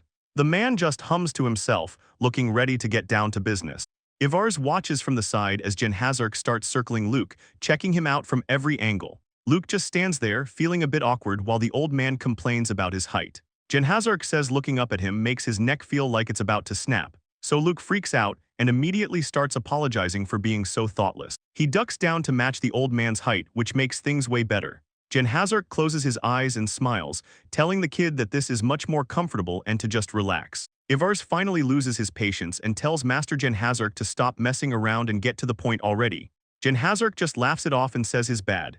He starts patting Luke down, noting that while the kid is mostly skin and bones, he has a good look to him and should fill out soon. The old man stops the jokes and introduces himself properly as Janhazark Lirios. He looks Luke right in the eye and reveals his real background. He explains that even if he looks like a nobody now, he was actually the vice-captain of the Royal Knights, a total legend. He says he knows he just looks like some old guy leaning on a cane these days. But that's not the whole story because he's going to use every single thing he's ever learned to train Luke into a real fighter. Luke bows and tells the old man they're in his hands, officially agreeing to the training, and Shia jumps in right away, asking if they should get started with the lessons immediately. Ivar looks a bit worried and asks Shia if she's really sure about leaving Luke with this guy, but Shia just smiles and says they should probably just ask Luke how he feels about it, though Janhazark is busy observing them, mentioning it's pretty obvious the little lady is the one calling the shots. He starts teasing Luke, telling him he's lucky to be bossed around by such a cute girl, which makes Luke completely freak out. Luke tries to explain that it's not like that and that they're actually just family, but that just makes it worse. Janhazark looks totally shocked and asks how they already have a kid together at their age. The whole group just stands there in awkward silence while the misunderstanding hangs in the air. As they walk off, Shia just laughs it off and says that the old man is definitely energetic. Ivar walks with the girls and admits that the old man is actually pretty scary. Shia just laughs it off, saying she finally understands why Ivar was acting so nervous before. He explains that back then, both he and the vice-captain used to get wrecked by that guy, which makes Shia start to worry if Luke is actually going to survive the training. She decides they should just go shopping to distract themselves until everything is finished. Ivar is down for the plan and asks Shia what kind of stuff she's looking for, even suggesting things like new clothes or cosmetics while Shia thinks about it. Shia thinks they should check out a toy store for Lena, but the kid has other ideas. Instead of toys, Lena starts listing off bandages, medicine, and extra clothes, and even wants a book on nutrition so she can start getting stronger, leaving the adults shocked. Ivar is stressed out because Shia has gone totally dark, muttering some really depressing things under her breath. She looks completely drained and just keeps complaining about how Ivar is no fun at all, making things a bit awkward, until Lena speaks up with a sweet smile, asking if they can please help carry the bags. Ivar plays along and tells her, "As you wish, my lady," as he and Shia load themselves up with all the gear. They walk through the busy market with their arms full, leaving Lena looking absolutely thrilled as she hugs a cute black cat plushie she picked out for herself. Shia doesn't forget the essentials though, making sure to grab a full medical kit and plenty of supplies for later. And they even hit up a bookstore where Ivar helps them grab some books off the high shelves. The group finishes their shopping spree by grabbing some snacks and drinks, finally looking like they're actually having a good time together. After a while, someone realizes it's getting late and mentions that it's probably time to head back to check on the training. But the second they get back, Shia completely loses it. She stands there shaking and sweating as she looks at the scene in front of her. Luke is collapsed on the ground, looking absolutely wrecked and covered in dirt. Shia screams his name, seeing that the kid has been pushed way past his limit. Shia stands there completely frozen while a massive bucket appears in the frame, and before she can even react, Jen dumps the whole thing on Luke to wake him up. Jen just gives a casual little apology, admitting he might have gone a bit too far with the kid, so Shia immediately tries to step in, saying she's going to cast a healing spell to help him. But Jen shuts her down instantly, telling her that using any healing magic is strictly forbidden right now. He explains that while magic is convenient for fixing things fast, it's not the way to go here, mostly because it would just undo all the physical growth Luke's body earned through that brutal training. The medical supplies Shia bought earlier are laid out, showing jars and bandages ready for use. Shia starts bandaging Luke's arm manually, glad she bought the kit, even though the kid is still groaning in pain. Jen looks at the exhausted kid and finally gives him some props, telling Luke he's actually got some real potential. Jen gives a little wink and tells Luke to come back to see him as soon as his wounds are all healed up, and he promises the kid that next time, he'll definitely be even stronger than he was today. Luke just looks up at him, totally stunned by the encouragement after such a rough day.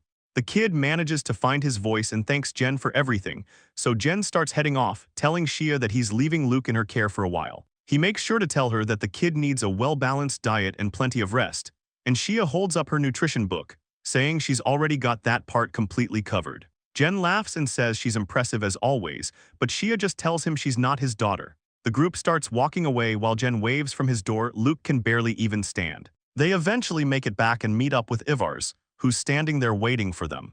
The group arrives back home and Lena notices the place is sparkling clean. Shia is just confused because she realizes the light is actually on at their front door. It's weird since nobody should be there, so she starts wondering if they might have some kind of guest waiting for them. They get closer when two tiny cats, one black and one white, suddenly show up and start meowing at them. Shia, Luke, and Lena all stop dead in their tracks, completely floored by what's sitting on their porch. It's Sir Bernard. He's literally sitting in a wooden box with a "Please adopt me" sign, looking totally pathetic. The little black cat just keeps on meowing while the white one casually cleans its paws. Lena's eyes light up, and she says the two cats look just like the ones from her favorite picture book. She looks over at the knight in the box and asks if these are his kitties, but Sir Bernard just looks incredibly awkward and tells her that's definitely not what's going on here. Sir Bernard explains he had some guild business to take care of, but he started playing with these cats on the way and just got attached. He's sweating a little as he admits he asked the cats if they wanted to wait with him and ended up bringing the whole box along. Shia feels bad and apologizes for keeping him waiting for such a long time, but the whole situation is just weird. Even while he's sitting in a cardboard box like a stray, he reminds her that he's actually a member of the famous Lions of Dawn. Shia looks at him and the kittens, finally asking if there's something specific he actually needs help with. So she tries to stay calm and suggests they start from the beginning, but Sir Bernard looks like he's about to lose it. He starts apologizing over and over, looking more desperate by the second, and it turns out there's a big problem because the guy starts full-on crying, yelling out that he's actually stuck and can't get his body out of the box. He keeps sobbing and begs them to help him because he really needs to use the bathroom right this second. Shia and Luke just stand there, totally floored by how pathetic he is. Sir Bernard finally finishes up and looks totally relieved, sighing about how much better he feels after that emergency, so Shia sits him down to finally get some answers, asking him what he actually needed from them in the first place. The guy gets surprisingly intense, announcing that his name is Leald Burns and that he's a warrior who takes a lot of pride in his strength. But then he switches back to being desperate, begging Shia to please take an old man like him in. Shia just gives him a blank look, reminding him that her guild isn't exactly a shelter for old guys who have nowhere else to go. Leald quickly clarifies that's not what he meant. He actually wants to apply to join her guild as a member. He starts explaining his situation over some tea, mentioning that he was actually part of a different guild until just recently. And as Luke listens in, Leald awkwardly admits that he ended up getting kicked out of his old group for some specific reasons. Shia is pretty shocked to hear he got fired, but before she can even ask why, some people start pounding on the guild door, yelling for Leald and making it clear they know he's hiding inside. Someone outside starts screaming for the deadbeat to come out, which definitely catches Shia off guard. Luke just stands there totally speechless while Leald literally dives under the table to hide from the noise. Shia doesn't even blink and starts heading for the door, even though Luke looks like he's about to lose it. He tries to warn her to watch out, but Shia is already at the entrance ready to handle things, and as she pulls the door open, she calmly asks the people outside if they actually have business with her guild. The bald guy out front asks what this kid wants, but his buddy spots Leald hiding inside and starts yelling. Shia stands her ground and blocks the doorway, stopping them from barging in. She gives them a cold look and makes it clear that she's the one in charge of the guild. She tells them she's only asking one more time and demands to know what they actually want with them. The bald guy just laughs it off, saying it's pretty rare to see a little girl acting like a guild master. The bald guy standing at the door gives a smug look, telling Shia he's only saying this for her own good and she needs to hand the guy over right now. Shia stares at him wondering who this guy even is, while Leald stays in the background looking completely stressed out. The thug explains that Leald actually tripped while he was guarding a noble's mansion and ended up smashing a really expensive vase, so he laughs and yells out that the guy is now 10 million G in debt, which leaves Shia standing there totally speechless. Leald finally snaps and tells them to stop being ridiculous. He argues that the vase he broke was really only worth about 1,000,000 G in the first place, but the loan sharks just tacked on a bunch of interest and crazy penalties to hike the total all the way up to 10 million. Shia realizes he definitely broke it, though she still thinks 1,000,000 G sounds like an insane amount of money for a vase. She looks over and asks Leald if he actually went and borrowed money from these people, and Leald looks down, admitting they basically trapped him at the mansion and wouldn't let him leave unless he paid the million on the spot. Shia watches the interaction and realizes these guys are definitely working together to trap Leald. The bald guy just laughs and tells Leald that if he tries to run away again, his wife and kid are the ones who are going to get hurt. Leald looks completely horrified at the thought of his family being in danger, and he snaps, yelling at the thugs to stay away and not lay a single hand on his wife or his child. He gets desperate, telling them they're already divorced and basically strangers, so they need to be left out of this mess. Leald hangs his head and tells Shia he's sorry, but he can't let her get dragged into his trouble anymore. He looks away, admitting that there's just no way for him to pay back that much money. He gives up completely, telling the loan shark to just hand him over to the knights or sell him into slavery. But Shia jumps in, telling Lild she's actually going to work him to the bone, and then she turns her attention back toward the thugs to settle things once and for all. Out of nowhere, the two cats lunge forward and start clawing at the thugs' faces. Everything turns into total chaos as the guys scream, and Shia just stands there, completely stunned. The thugs yell out in confusion while the cats jump back, and Lena rushes over, apologizing and saying the kitties just suddenly ran off. Shia looks at the nervous girl and tells her it's okay because she actually helped out. Then she turns back to the thugs who are shaking and covered in scratches. With a serious look, Shia tells them that Lild is here for a guild interview. She makes it clear that she isn't letting them take him away without her permission. Luke steps in too, asking the guys to leave if they don't want to get hurt, and he finishes by telling them to never show their faces around here ever again.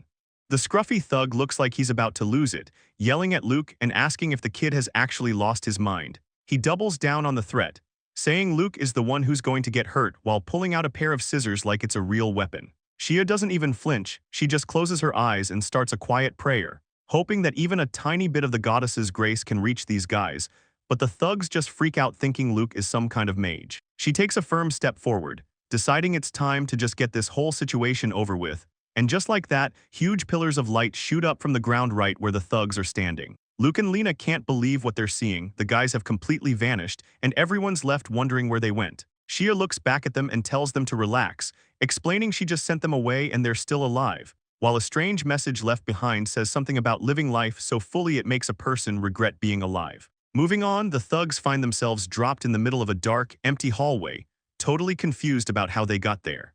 The thugs look around in shock as a voice complains about Shia leaving them with such a disaster. The two guys are shaking, and the voice reminds them that a promise is a promise, and it's time to pay up. Bishop Gardner shows up with a smirk, casually greeting them and telling them it's officially time to repent, but switching gears for a second to look back at how Rioldo ended up in such a mess. Turns out Rioldo accidentally broke a vase worth $1 million at a noble's mansion, and the guy wouldn't let it go, forcing Rioldo to borrow the money from some shady people just so he could finally leave the house. Those guys tacked on a bunch of insane fees, and suddenly his debt ballooned to $10 million, leaving the group sitting around a table realizing that a brand new F-rank guild like theirs can't make that kind of money, since paying off a debt that huge is really only possible for a legendary S-rank guild. But then Shia gets a serious look on her face and tells Rioldo she actually has a proposal for it. Shia lays out the plan, saying they'll borrow $1 million from the guild bank to start, and she figures they can use that cash to finally get those debt collectors off their backs. Lild isn't so sure about it though. He points out that they're basically just taking out another loan, and he starts getting worried, saying if they can't pay this one back, her reputation is going to be ruined. Shia doesn't seem stressed and tells him the repayment period is 5 years. So it'll be fine, but deep down she knows they have to get stronger fast if they're going to defeat the Demon Lord. She realizes that if they can just hit a high rank within 3 years, paying back the $1 million is actually doable, especially since she's sure Luke is going to become the strongest swordsman around. Then there's Lena, who can literally see people's auras, giving them a huge edge, so Shia figures as long as her own holy maiden powers stay strong, she'll be the perfect support for the team. Shia stays focused and tells the group that their big plan definitely isn't an impossible goal, but Lild still looks pretty stressed out about it, asking if there's even anything in this deal for her. Suddenly, Lena's cat jumps away and she screams for it to wait, making Lild jump while she grabs onto him. Lild looks down and asks if she's okay, but the poor kid is just blushing and apologizing through her tears. Shia watches them and notices how red the girl's face is getting, so she decides to change the subject and asks Lild what the deal is with his family, which makes him go quiet. He starts opening up, saying the debt collectors after him were just relentless and wouldn't give him a break. Even though his wife and kids promised they'd handle the struggle together, Lild looks down and admits that he just couldn't bear to see them suffer like that anymore, so he reveals that he got a divorce so he could take on the debt and pay it all off on his own. Lild pictures his wife and daughter waving goodbye. He admits he just can't give up on his dream of going back to pick them up from his parents' place out in the countryside someday. Luke looks away all embarrassed, and Shia just gives him this soft, understanding look. Then she looks over at Lild and asks if he'll swear to protect his new guild family, which totally catches him off guard. She tells him it's a mandatory condition if he wants to join, staring him right in the eyes as she asks him one more time if he's really down for that. Lild stammers that he definitely swears to it, so Shia asks the kids if they're cool with him joining up. Both Luke and Lena yell out that they have no problems with it at all, and as Shia asks if he heard their answer, Lild just starts losing it and starts crying like crazy. He sits there at the table just sobbing, telling everyone thank you over and over again. Shia claps her hands together to get everyone's attention and says it's time to stop crying.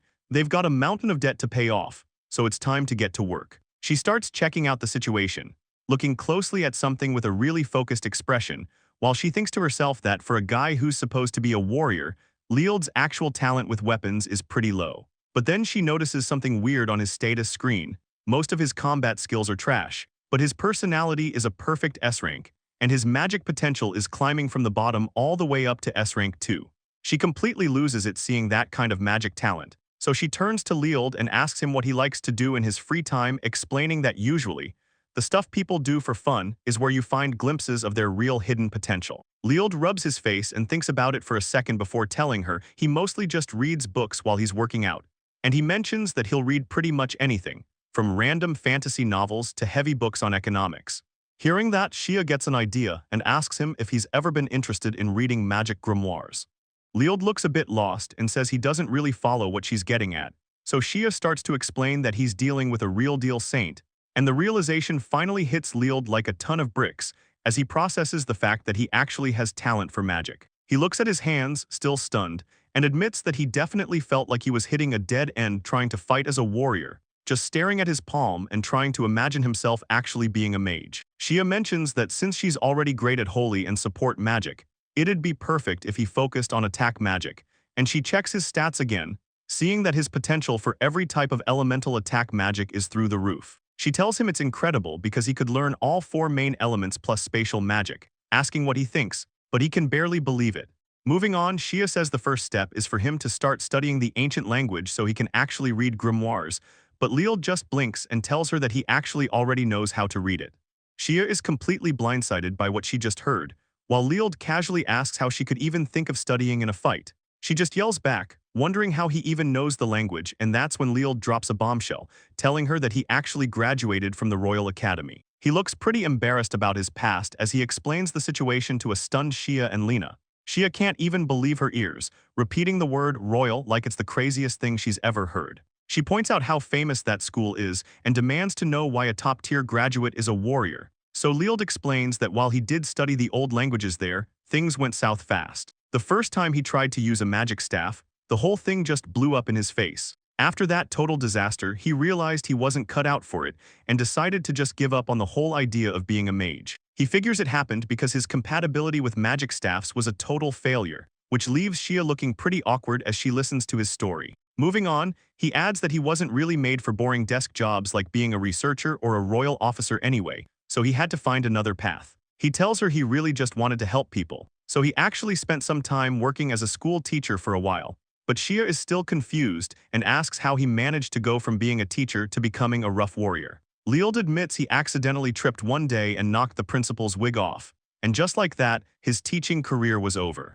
Luke looks pretty stressed out by the story, while Shia just thinks to herself that Leald is a total klutz. She looks at their group, seeing Luke as the swordsman and Leald as the attack mage. Then there's Lena, who just looks like a total angel while she's hanging out with the cats. Shia rounds out the group as the saintess for healing and support, and she's feeling pretty good about how everything is coming together. She thinks the party has a great balance, and she's totally convinced that this is going to turn into a really great guild. Time flies by after that, and the scene shifts to the city 1 month later. The guild office is looking busy with paperwork everywhere. Lena is sitting at the desk when someone suddenly shouts her name, making her look up from her work in a hurry. It turns out someone is calling for Leald too, catching him right in the middle of his studies.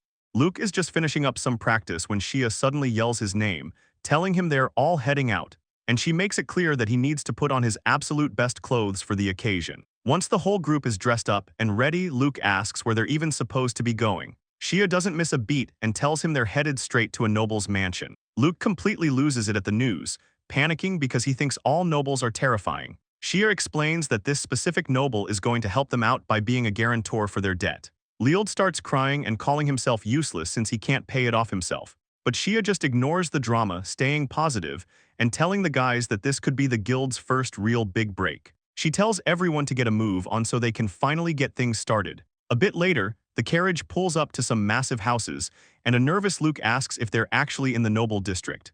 Luke starts sweating as the realization hits, asking Shia if their cosigner is really going to be a noble, and Shia just nods, saying that only nobles or really rich merchants have 1,000,000 gold to toss around. Lild starts spiraling in the back of the carriage, crying about how scary nobles are while Shia watches him, until the carriage finally pulls up to the gate, and she tells everyone that they've finally made it. The mansion is absolutely massive, a total palace that leaves Luke and the others completely stunned. So Shia tries to calm them down, telling the guys there's really no reason to be that intimidated by a house. She gives Luke a little hint, mentioning that the person they're visiting is actually someone he knows, which just confuses the kid even more since he can't remember ever meeting a noble in his life. Just then, a voice from the side calls out, asking if she's the one named Shia, causing her to turn around and find a very polished-looking man who introduces himself as Lawrence, the head butler.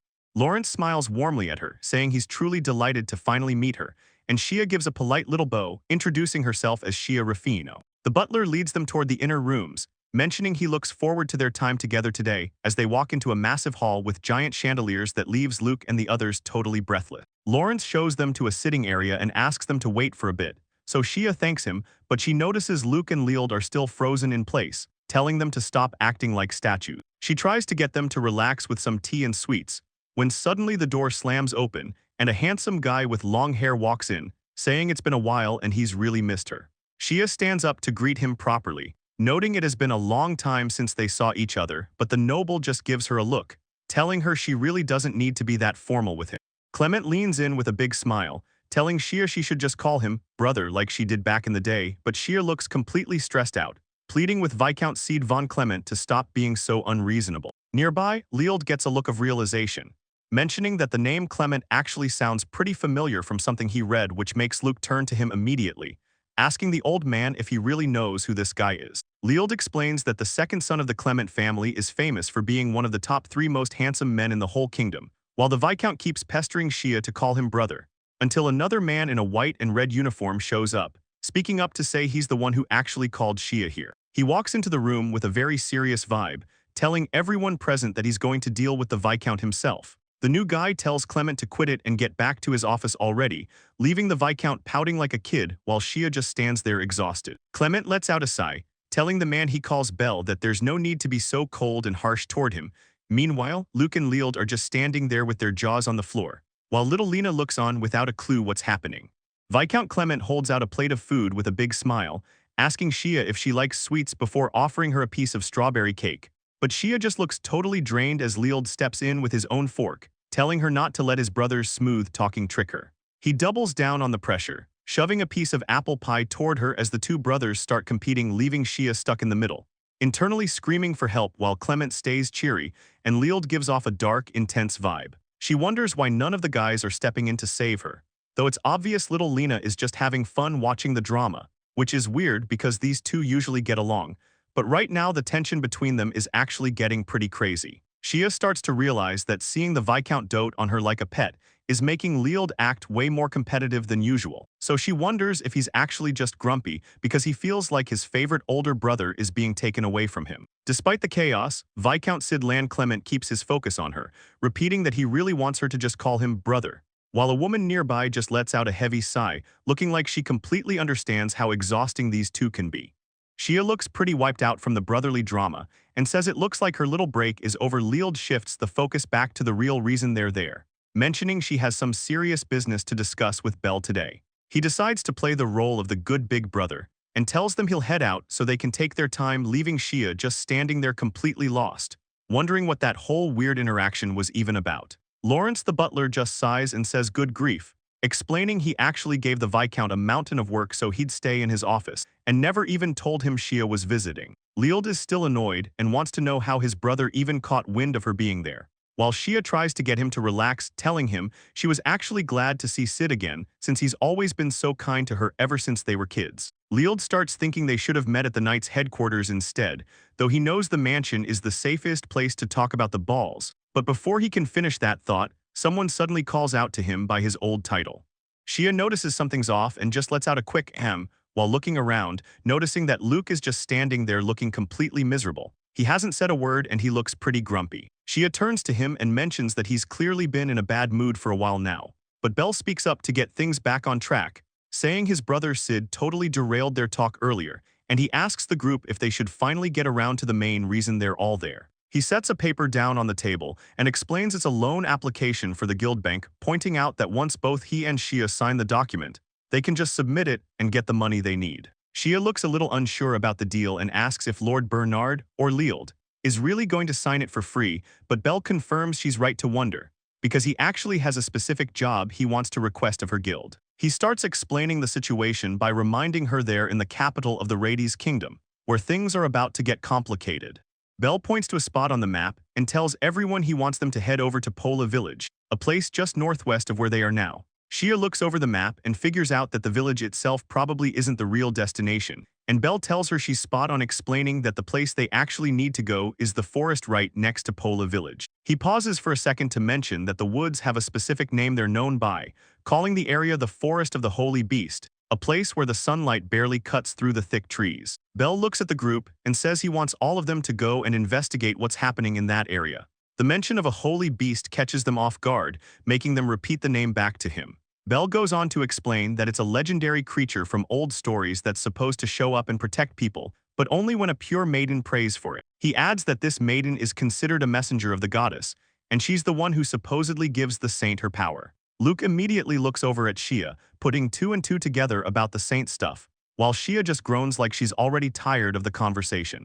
Shia looks pretty stressed as she tells Belle that she hates to let him down, but her attempt was a total bust, and she explains that she actually tried to take on the challenge once before in the past. Thinking back on it, she realizes that failure might be the exact reason the hero started doubting she was the real saint. While behind her, the hero admits he was actually pretty shocked by how things went down back then. He acts like it's no big deal now though, saying sacred beasts are just fairy tales and nothing to lose sleep over. Changing the subject, he says what he really needs to ask her about is something called the Black Dew, explaining that a strange black mist has started showing up all over the sacred beast's forest lately. Word is that any animal touching it turns super aggressive, and all the plants just shrivel up and die. Shia gets a serious look in her eyes and says she knows one specific thing that could cause a mess like that, and the hero finishes her thought, confirming that they're definitely dealing with miasma.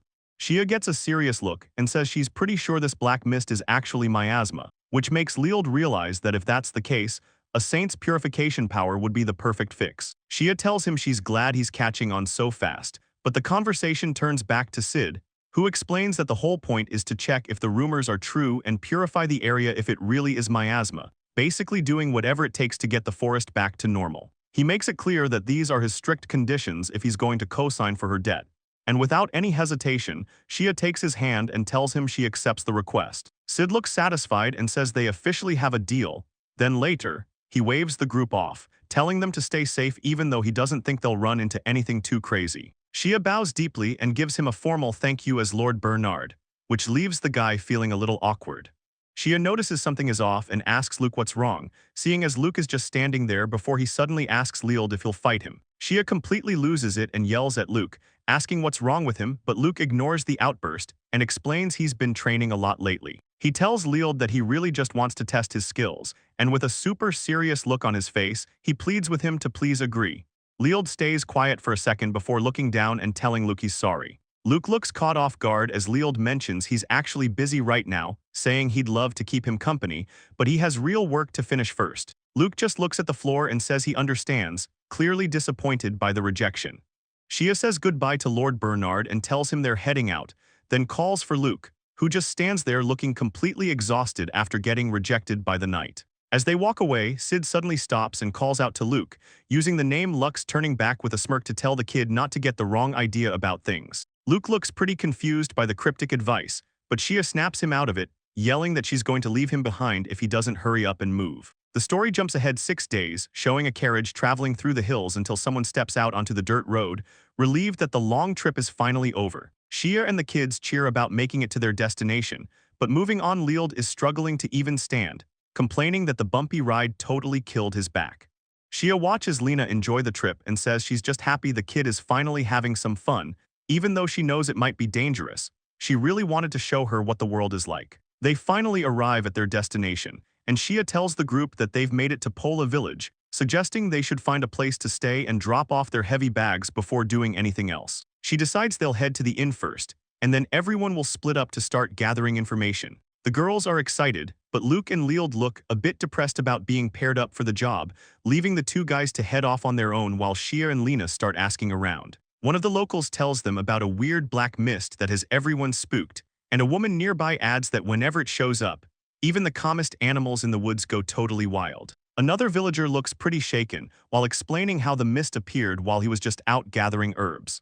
The old villager explains how the plants and flowers just started dying right in front of him, so he got out of there as fast as he could. Shia checks her notes and realizes everything they're hearing matches up perfectly with what Bernard warned them about earlier. She's deep in thought until she notices Lena acting weird and asks the kid what's wrong. Lena points down a narrow side street toward a couple, saying she sees a lady over there who's crying. They decide to head over and check on her, with Shia asking if everything is alright or if something happened, but the woman is too upset to answer, just burying her face in her hands while a man stands by her. Lena steps closer to get her attention, and the woman finally looks up with eyes full of tears. The little girl tries to help in her own way, asking the lady if her stomach is hurting or something, looking her right in the eyes and asking one more time if she's really doing okay. The woman doesn't say a word, she just stares back looking totally heartbroken as the tears keep falling. Shia watches from behind as Lena tries to help the woman who's completely breaking down on the ground. The poor lady is a total mess, sobbing about some runes and crying out for her child like her heart is breaking. Shia starts putting the pieces together and asks if it's actually a child that went missing, so the man standing with the woman confirms it, saying the kid has been gone since yesterday. He explains that the whole village went out looking for them but they couldn't find a single clue, and things are starting to feel pretty hopeless, though Shia tries to be kind and says she hopes they find them soon. The guy feels bad for venting to a total stranger and apologizes for bringing it up, while Lena just stands there looking completely drained. Back at the building, someone is yelling at the top of their lungs about how the questioning went nowhere, demanding to know if they really came back with absolutely nothing to show for their work. It turns out Luke is feeling pretty useless. He realizes that pairing a quiet guy like him with a huge, scary-looking dude like Leald was probably the worst way to get people to talk. Shia looks down at the floor and admits that she made a mistake, while Leald just stands there looking confused. She turns to the guys and explains that the info they picked up earlier matches exactly what she just told them. Luke crosses his arms and says it looks like they're going to have to go check out the Holy Beast Forest in person, but Lena looks like she's already gearing up to help out. So Shia watches her for a second before leaning in to tell the girl that she can't actually come with them because the forest is way too dangerous. Shia suggests a trade and asks if Lena can stay back to dig up more information from the people in the village instead. She tells Lena that this is a really important mission and asks if she can count on her to handle it, making the little girl get all fired up. She clenches her fists and promises she's going to do her absolute best. Shia then asks Luke if he can stay behind to help out with the intel gathering, and he quickly agrees that he'll do it. With the plan all set, the group finally sits down to eat, looking a lot more cheerful as they enjoy their meal together. After their long day, Shia and Lena finally get some sleep in their separate beds, resting up while the moon hangs high over the quiet village trees. But the peace doesn't last long because soon enough, Shia and Leald are out on the trail, making their way through a dense forest. Shia stops and looks around, saying they've finally made it to the forest of the Holy Beast. She takes in the surroundings and notes that the whole vibe hasn't changed a bit since she was last here. Looking ahead, she tells Leald that the spring where the beast lives is just a little further up. So Leald agrees and says they should keep heading that way for now, leading to the two of them walking deeper into the woods together, staying quiet as they push through the brush until they reach the edge of a still pond with a stone altar sitting right in the center of the water. Shia stands before the shrine and starts calling out, asking for the holy beast to show itself. Shia stands before the altar and calls out, asking the beast to hear the prayer of the saint, but nothing happens, leaving her and Leald standing there in a really awkward silence. Leald sighs and tells her it looks like it's no use after all, so Shia starts thinking back, mentioning she remembers reading something about this in an old book. Leald mentions he heard a story that only a pure maiden can cross the water to the beast, and Shia looks totally caught off guard, telling him that part is definitely news to her. Leald points toward the water and suggests she should just head to the shrine and try waking it up. He tells her to just give it a shot, since the worst case is she just falls in and gets wet, but Shia isn't feeling it at all, saying she really doesn't want to fall and get soaked, especially because it would totally piss her off if falling proved she wasn't as pure as everyone thinks. Leald gives her a big smile and tells her everything is going to be totally fine. He says even if she does end up taking a dip, he can just use fire magic to dry her off. Shia decides to go for it but ends up slipping right away, letting out a quick yell as she hits the water with a massive splash, leaving Leald just watching from the shore. She stays face down in the lake while Leald stands there in a really long, awkward silence. Leald can't help himself and jokes that maybe she just wasn't pure enough, but Xia immediately tells him to shut up. She's clearly losing it, shouting about how frustrated she is, and complaining that it's way too hot. Lild starts panicking and says he's sorry, realizing he probably used way too much heat to dry her clothes. They take a second to settle down in the woods until Xia suddenly says his name, and Lild looks over at her, both of them getting quiet as the mood shifts. Jen notices something moving in the brush and points out that their guests have finally arrived. A strange wolf-like monster with glowing white eyes and dark liquid dripping from its fur steps out.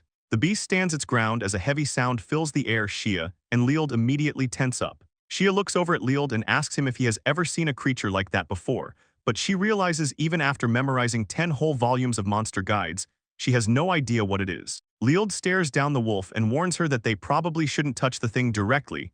He asks Xia if she can take it on while he covers her. But then Luke cuts in and yells for his master to just trust the old man. Lild looks surprised as Luke tells them that Jen said he can handle this, so he's putting all his faith in the old guy's muscles. Xia is totally confused, wondering if she should be helping Jen with magic or just boosting his strength.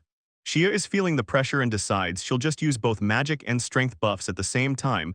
Lild looks fired up and shouts that this is exactly what he expected from his master, while he sports a huge grin, telling everyone he can feel an incredible power surging through him. He doesn't waste a second and charges straight at the beast, leaving Xia in the back looking totally shocked. She reaches out and tries to get him to wait, but he's already moving way too fast for her to stop. She screams at him that getting that close to the creature is way too dangerous. Suddenly, a massive battle cry rings out through the woods as someone makes their move. Jen steps up and blasts the monster with fire magic, causing a huge explosion that covers everything. Xia stands there with a totally blank face, just staring at the chaos. The fight is over instantly, leaving Lild standing over the smoking remains while Xia watches. Xia is totally floored by what she just saw. Thinking it's so cool, she asks Riold if he's actually able to use magic without even saying an incantation. Riold just gives her a big smile and explains that he basically uses his own muscles as a medium to cast his spells, and he mentions that for simple stuff like fire magic, he doesn't need to chant anything at all. Xia can't believe he's being so casual about it, telling him that combining his intellect and muscles like that is honestly pretty incredible. But Riold brushes off the compliment and tells her they need to focus. Pointing out a weird wound on the beast, Xia leans in and notices a strange black mist coming off the body, wondering out loud if this is actually the miasma they heard about. She decides she's going to use some purification magic just to be safe. So she stands over the creature and starts her prayer to the goddess Lamlas, closing her eyes as she begins the ritual. She calls for holy power to gather in her hands, asking for a gentle rain of light to wash away all the impurity left behind. And as the light hits the beast, the dark energy finally starts to disappear. Xia and Lild suddenly stop in their tracks. They both spot something through the trees that catches them completely off guard. Xia's eyes go wide as she loses it, asking herself what on earth she's even looking at right now, because right there in the middle of that creepy black mist, a small child is curled up on the dirt. She leans in close to see the kid's face. They look totally out of it, and she can't believe a child is out here alone, so Xia admits she has no clue how this is even possible. But she knows they can't just leave them behind like this. She carefully scoops the kid up and tells Lild it's too dangerous to stay in the woods. They need to get to the village, and Lild agrees they need to move fast, so they start making their way back as the sun begins to set. As the kid is carried away, a bunch of dark, painful memories start bubbling up, meaning the kid is thinking about how he doesn't have a single memory of being loved, just people being mean and rough, and he remembers getting yelled at every day until finally, he was just left completely alone in the world. Luke thinks about how a person with a kind face isn't always actually a good person, and remembers a time he was tricked by sweet talk and almost sold off. So back then he was just doing whatever he could to survive. Sitting up in bed, Luke starts thinking to himself about those rough times, wondering what his value even was and why he spent all those days just crawling through the mud.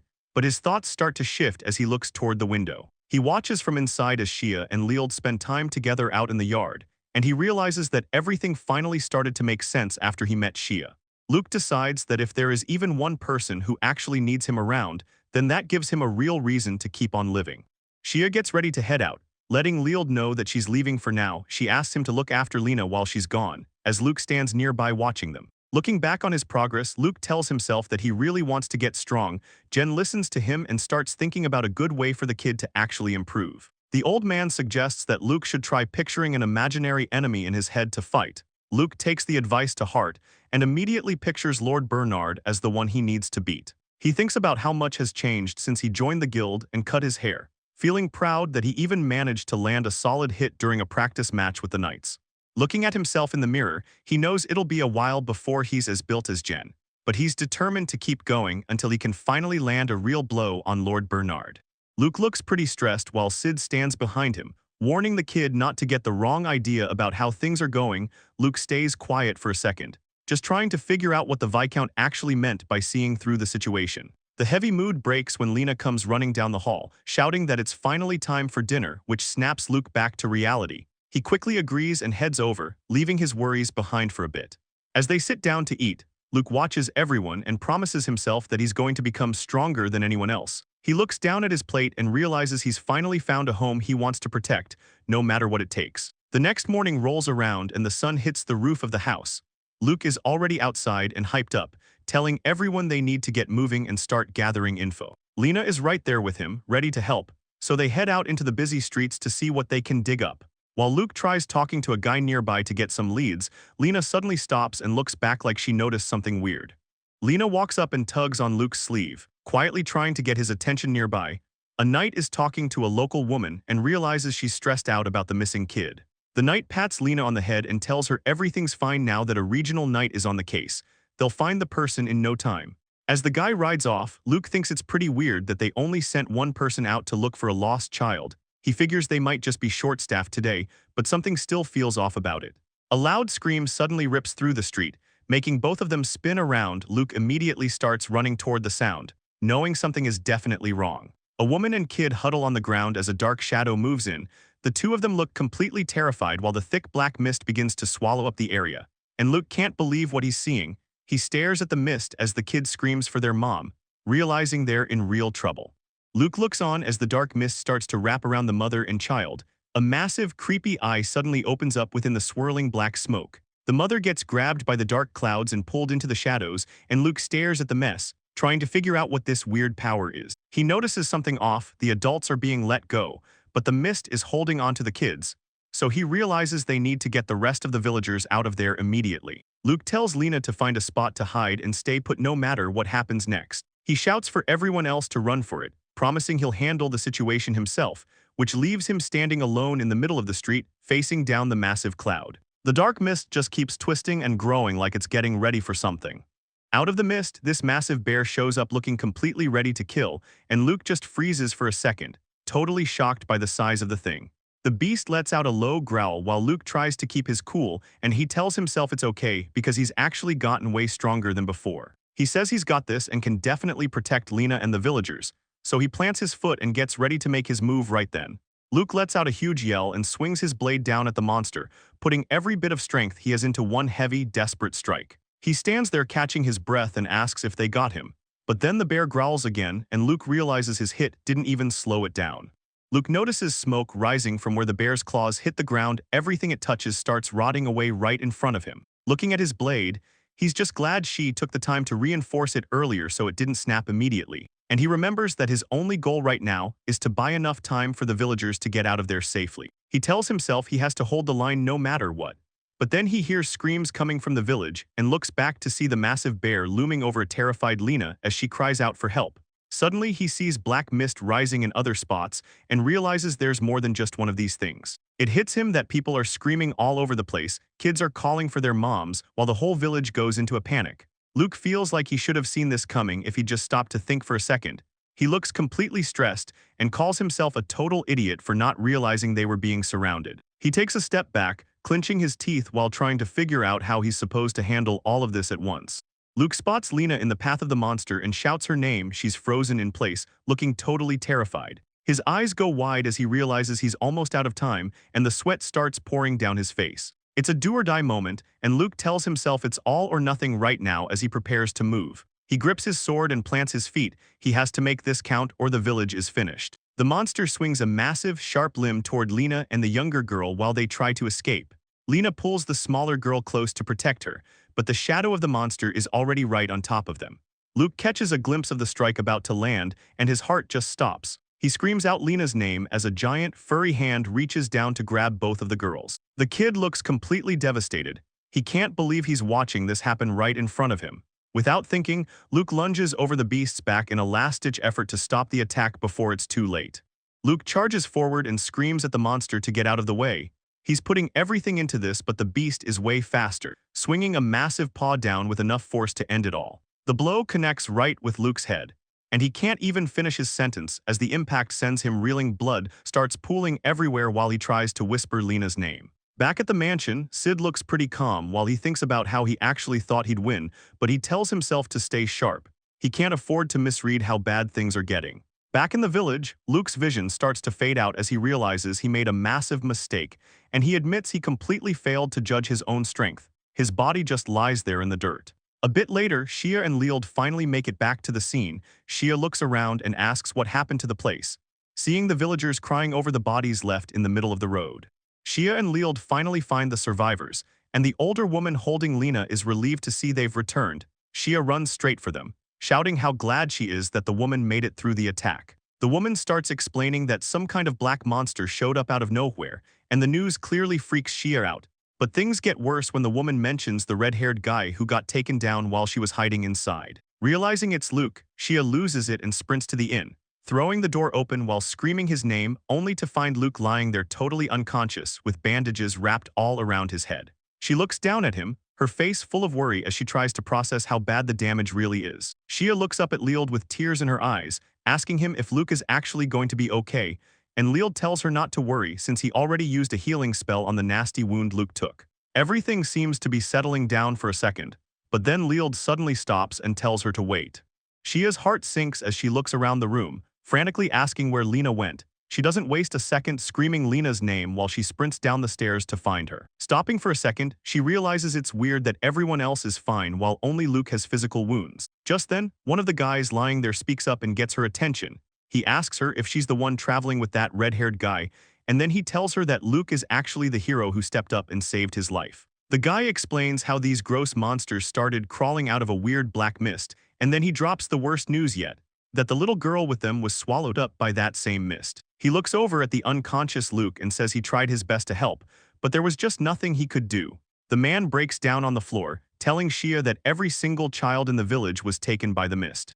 The man finishes his story, explaining how the monster wrecked the village before vanishing into a black mist. Shia is hit with a wave of guilt, thinking she should have just left Lena back in the capital where it was safe. She grips her clothes tight, trying to stop herself from breaking down right then and there, but she quickly snaps out of it, telling herself that sitting around and regretting things won't help anyone. She looks up with a determined face, deciding she needs to do everything she can to make things right. Shia announces to the room that she's a healer and asks how she can help, which surprises the local man. She doesn't wait for an answer, kneeling down by the injured villagers to start her work. The night goes on as she works tirelessly under the moonlight, and eventually morning comes around, lighting up the rooftops of the village after a long, difficult night. Suddenly Lield bursts into the room looking completely panicked, shouting for his master and saying that Luke is.